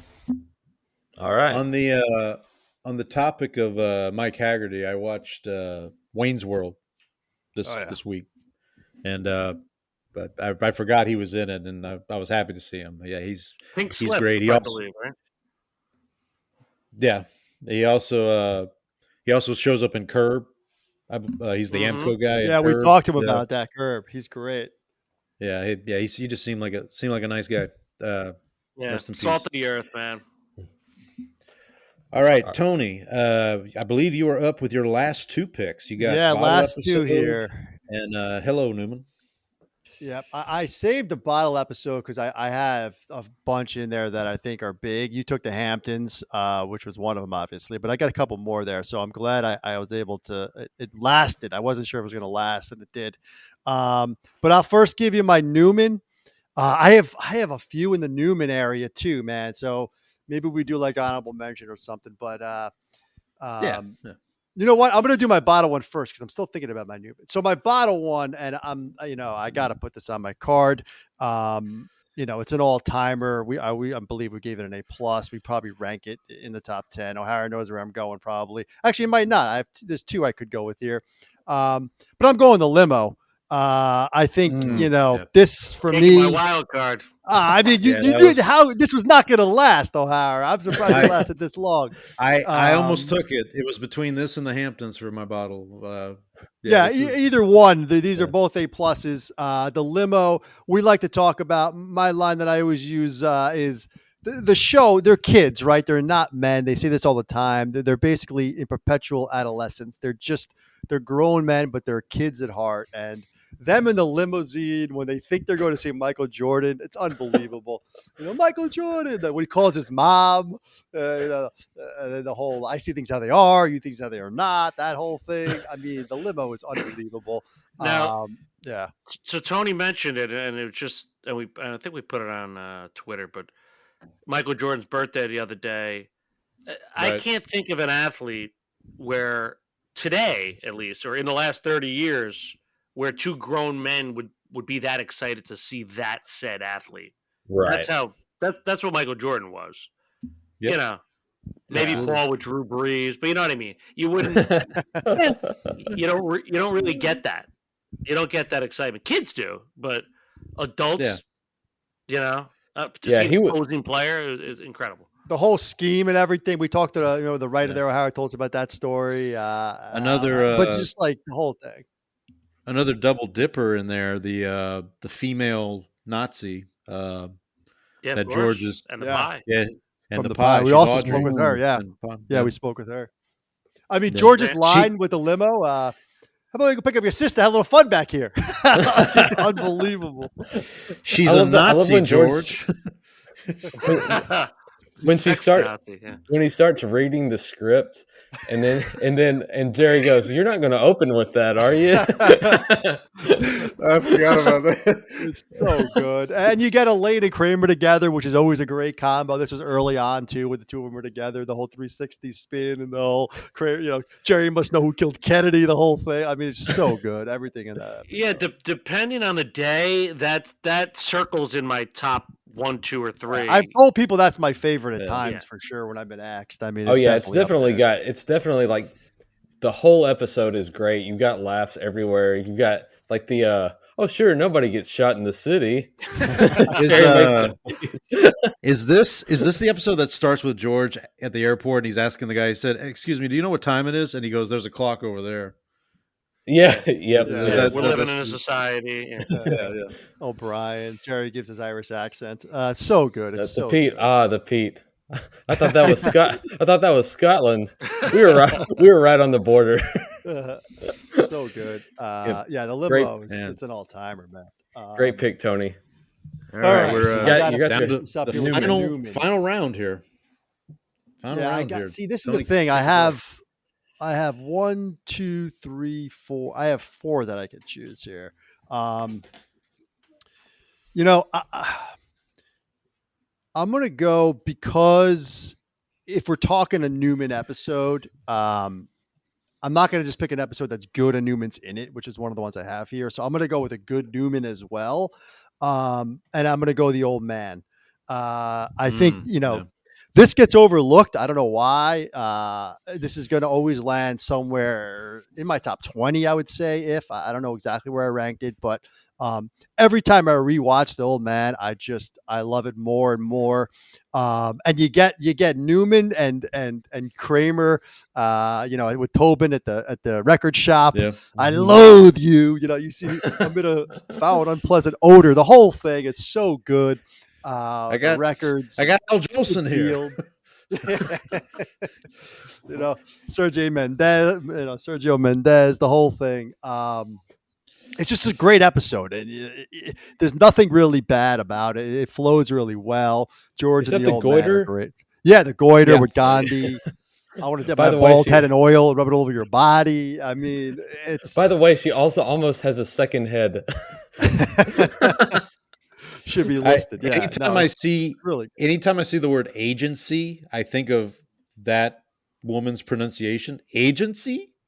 Like I think of how she says it. Oh yeah. The agency. Yeah. Old man's great, man. Yeah. So the criticism I guess I've heard of that episode is that like it's so against character for George and Jerry to just be like, yeah, we're gonna hang out Help people. with these. Yeah, we're gonna try to help these people. Like Elaine at that point, it's still kind of she hasn't become like corrupt Elaine yet. She hasn't I would say that's the opposite when that happens probably. Mm. But for Jerry and I mean I like it. I like it just fine. It's right in that meaty part of the season 4 Yeah, curve. I think they get a little bit of a bad rap, and I think that's tied to the finale. And I think there's a little recency bias there. But if you take that out and you watch it, they're not bad guys. I mean, they're idiots. They're children, but like they help each other. Like they pick each other up from the airport. George is cheap, yes, but I think Elaine did a little bit of a sales job there. It also starts with George just being basically like, I don't know what I'm doing with my life. Like I need to get something. Basically like the whole complaining and just not knowing what's going on. There's a void. And Tony loved Cantwell. I think Cantwell was the guy. I do love the guy at the end with George. He's like, life's too short to waste on you. Yeah, it's so good how George's the one who, how can you not think about dying? I think about it all the time at my age. How do you not think about it at your age? It's just I could have went with some others, but I think the old man deserves some credit there. All right, I got to finish up with a wild card here, huh? That's correct. Yep, there's a lot there. The wild card's a tough one to go last. I know Brandon's got his wild card left. I mean, jeez. But I think the beauty of a wild card is a wild card. Mm-hmm. Yep. Yes, thank you for. I see things how they are. You see things how they're not. How do you see things when you? Wait, do you see things how they are? There's some obvious ones in here. I mean, there's a big episode that has not been selected yet. Yeah, you're probably referencing the contest. Not going to go there. Okay. All right. If that's what you're, unless you're going soup Nazi on me, I don't think you are. No. The fire we love, the opposite. I mean, there's a ton here. Yeah, the lip reader, for crying out loud. You know what? Yeah, I almost went lip reader on my last one with Newman. Parks we talked about. I mean, these are all great. I'm going to go a little wild card on you here.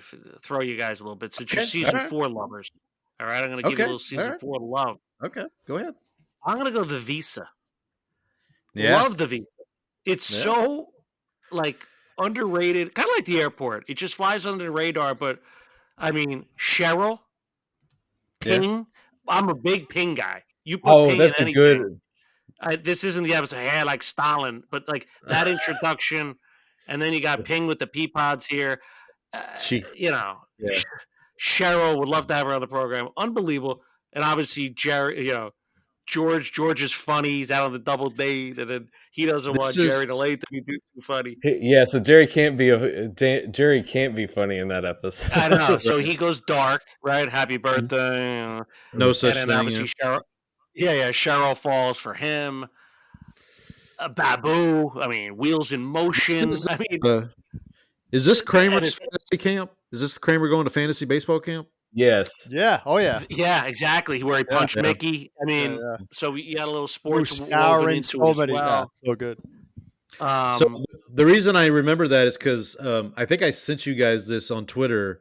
I did the baseball reference Immaculate Grid, and I had a Seinfeld perfect game, and I went to that scene because I'm like, okay, what Yankees does he reference so that I can. Yeah. So I'm like, I'm looking up like Hank Bauer and Moose Gowron. Yeah, I'm looking up all these guys. I'm like, did they play right field? Did they play, whatever the criteria was. Or not, I own the inside part of that plate. I mean, so this is you mentioned Melman. It's a Melman episode. Yeah, Melman's a big Yankee guy. Obviously, Larry David is too. Well, what's funny is, guys, the one team they don't mention of the run is the Jets and the Islanders, I guess to some degree, but Right. Hockey's pretty much covered. You got the Giants with Rifkin. You got the Mets, Yankees. You got the Knicks. No Jets. And Larry David's a big Jet guy. I was shocked. Right. And they stunk in the early – well, they always stink, but they really stunk in the early 90s with Koslet, Kotite, and Pete Carroll. So shocked that never got woven in. Did I hear that Larry quit the Jets? Didn't I hear that he Maybe he did. Yeah, I don't know. Maybe hearsay. Only Fireman Ed pulls that stuff. But see the Visa. What do you guys think of that wild card? The Visa. What do you think? That's a good call. Great. I love that Babu bot. Babu, I'm dark. I'm disturbed. I'm inadequate. I got it all. It's a great. That's an episode that comes through the channel. You never turn it off. You're a very, very bad man. Yes, very bad man. Good call. Man. Good call, Chris. That's a great call. All right, so it's to me. Yep, you're up. I'm up for my movie reference. So let me see what I got here.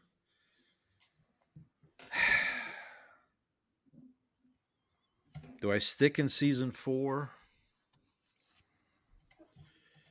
Oh, that's a good one too. Gosh. I feel like we need to have something representing a fake movie in our picks here. True. Well, no, we do because we have Sack Lunch. You have Sack Lunch true. with the English Patient. That's right. Okay, so Prognosis negative. Prognosis negative. So I'm torn. I'm gonna go with the Doorman from season 6. So the movie reference here is Marathon Man. This is when Kramer's walking through the city and the tourists are like, stop, because he like pretends holds up George earlier in the episode, and then the tourists see him, and then they see him later in the episode, and they're like, stop that man. That's from Marathon Man. But the Doorman episode, Larry Miller, like coming in, throwing 100, like just, how about those Knicks? Yes, the Doorman. Yeah. I'm just a poor doorman. The original pick for George Costanza, I believe, or he was in the running, was Larry Miller. Jerry's friend. Yeah. That's Jason, so good. Jason was afraid. Jason thought he had it, from what I've heard. Jason was like, oh, Larry's got this part. Like, there's no way they're going to pick me. They're going to pick Larry because he's Jerry's friend. But, I could have seen more of Larry Miller, honestly, on Seinfeld. Or just in so general, are you a Mr. Pick guy then? Yeah, absolutely. I like Pitt and Elaine, good dynamic with Pitt and Elaine in this one when they call up and the whole thing with the socks, right? This is the socks episode. Tony hates Pitt, by the way. I don't hate Pitt. I don't hate Pitt. I love Pitt. I'm with you, Paul. I don't hate Pitt. I like this episode for sure. It's my favorite Pitt episode. This isn't. This is not the Mullen Springs, right? This isn't that episode. No. That's a different one, right? That's a different one. Okay, that's what I thought. No, I like Pitt. This is the Bro Manzier stuff, right? Also in the Doorman. That's another reason I picked it, because this is Bro Manzier. This is Frank going through the divorce with Estelle. Yeah, Estelle walks in on him at George's place. Now, keep in mind, we're judging the movie reference, not the whole episode. Is that correct? Sure. Yeah. I mean, because I'm going to get crushed with the English Patient here. Yeah. No. That's fine. I like the English Patient. Yeah, it's fine, man. Like I said, I like the English Patient because Mandelbaum's in it. So, and the Cubans, and or the you got to get real Cubans. So you got to get real Cubans. Yeah. Well, Brandon, you got to get one more pick here. Well, you got a wild card left to close us out. So there's a few on my list that I'm not going to end up taking. So I was debating my favorite season 9 episode, which is one that's kind of off the wall, is the betrayal, the one that goes backwards. Yeah, it's probably one of my I think it's a little underrated. I just like the way that it's put together. You've got the whole everything's going backwards. Kramer's eating the lollipop that's slowly getting bigger. But instead, I'm going to go with something a little closer to home. I'm going to go with a season 6 episode, the Jimmy. Nice. So yeah, I love this. So this was the one where George starts talking in third person. So when I was in 5th grade, this was one of the first episodes that I ever saw. And so I saw, George was saying, George likes his chicken spicy. So I said this to a friend, and he's like, well, who's George? And I was like, well, I'm George. And he's like, he's like, "How are you, George?" And I was like, "Well, that's how they." So in fifth grade, for the whole year in fifth grade, I went by George in school just because of this one line. And That's so better. You didn't try to go by T-Bone or I did not. Coco? There's no B-bone. There's no people. I mean, Jimmy's got we got a soft spot for Jimmy. Obviously, he was our first guest from Seinfeld we ever had. So hell of a guy. Yeah, he was great. And I'm more happy you didn't pick the betrayal because I think we both gave that an F. I kind of figured you guys would have been betrayed by that pick. Yeah, exactly. hey, look, the beauty of the show is, everyone has something different, exactly. Right. different and you can favorites, find that's right? why we do 2 ups and 2 downs, because you can find good and bad in both episodes. So, fun fact about the Jimmy, and it's sad that I know this, but it's the only Seinfeld episode that originally aired on my birthday. The original air date of that episode was March 16th, 1995, I believe. And that's my birthday. So not my birthday. I to March +1. There we go. Yeah. Yeah. There you go. Bottle deposit aired on my birthday. I was just checking that as you said that. That's interesting. Oh, and the deal. They both aired on my birthday. Yeah, the Jimmy, man, like Jimmy's down. Jimmy's going into shock. Oh, yeah. Jimmy might have a compound fracture. Like, fun fact: Chris had the strength footwear shoes, and he thought it was going to help him dunk in 8th grade, but it didn't pan out. Didn't work out. True story. Those were big shoes back then. Yeah, I remember seeing them. Yeah, I used to go to the track. Yeah. Can I? So I guess if we want to go through like honorable mentions here, I'll throw out a couple. I mean, we mentioned, Chris, you mentioned a couple of the heavy hitters that weren't picked, like the contest. The opposite was not selected. I'll throw out the Junior Mint from season 4. Great one, Andy Robin. That episode was my first. So when I was a kid, I didn't watch Seinfeld as it aired because my parents didn't watch it, and that's just the house we lived in. Was, you watch what the parents watch. But I remember a news story about a lawsuit in Colorado, I want to say, where someone a male explained the ending of the Junior Mint, the Dolores punchline, to a female coworker, and went so far as to print out the dictionary page with the term, not Dolores, obviously, but the part of the female anatomy, and like put it on her desk or something, and then they fired him for harassment, and then he sued the company for wrongful termination or something. I don't remember, but I remember seeing that story on like ABC News one night, and I was like, wait, what happened? And so that was for the longest time, that was like my only exposure to Seinfeld, and then until I started watching the show. But yeah, that's a great episode. What are some other ones that we missed out on here, or maybe not missed out on, but we just didn't? The puffy shirt was another one. Puffy shirt. Yeah, I mean, there was a few with Newman. I was going to do sniffing accountant. I was going to do parking space. Opera was left off. The stall was left off. I mean, there's the one where they're stall. I thought that's where Howard was going with his wild card. The stall is. I thought I was too. Yeah, Hunky Tony. The conversion I loved. You mentioned conversion's a great one. What was the one where they're playing Risk? That's the label maker. That's I think it's the label maker. Yeah, because that's the Super Bowl. Yeah, that's when Tim Watley. Dinner party and Cheever letters are both left out too. I love the dinner party. Dinner party was on my short list for bottle episode because that's a really good bottle episode. Like, I mean, I guess.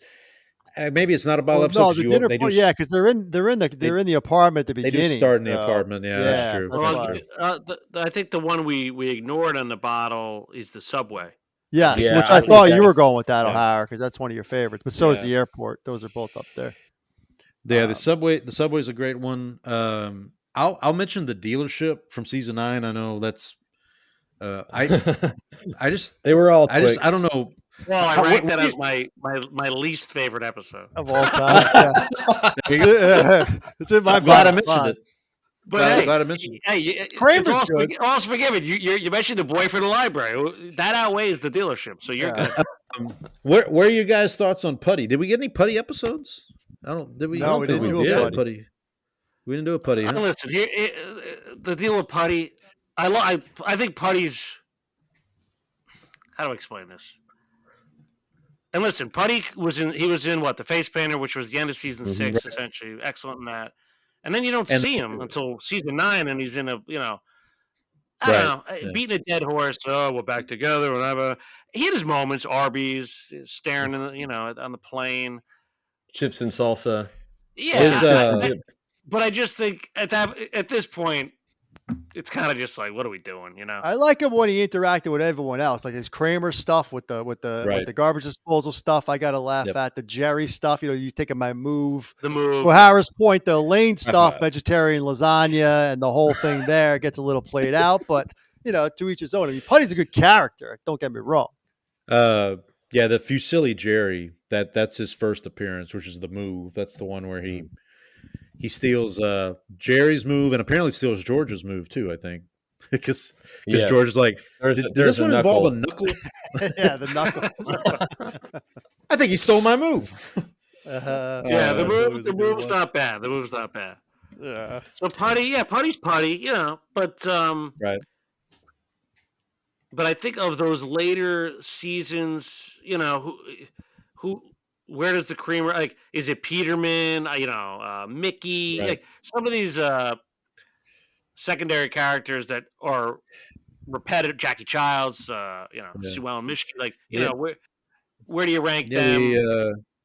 We didn't get a Mickey episode either, did we? I don't think we no, I don't think we did. Think so. No. What do you guys have? So I guess my favorite Mickey is the race when Kramer's Santa and he's the elf. This guy's a commie and he's spreading propaganda. Oh yeah, the race is an all-timer. I mean, it's one of the greatest scenes of all time when George comes in, the whole thing there with describing he's your architect and everything else. I mean, you can't beat the race is unbelievable. For Mickey, the other one, the big Mickey one, is the lifts in his shoes and the whole thing there. That's a good one too. When you mentioned the rock paper scissors, we might want to do Brewster, yeah, I was filling in for Punky Brewster when you was nothing.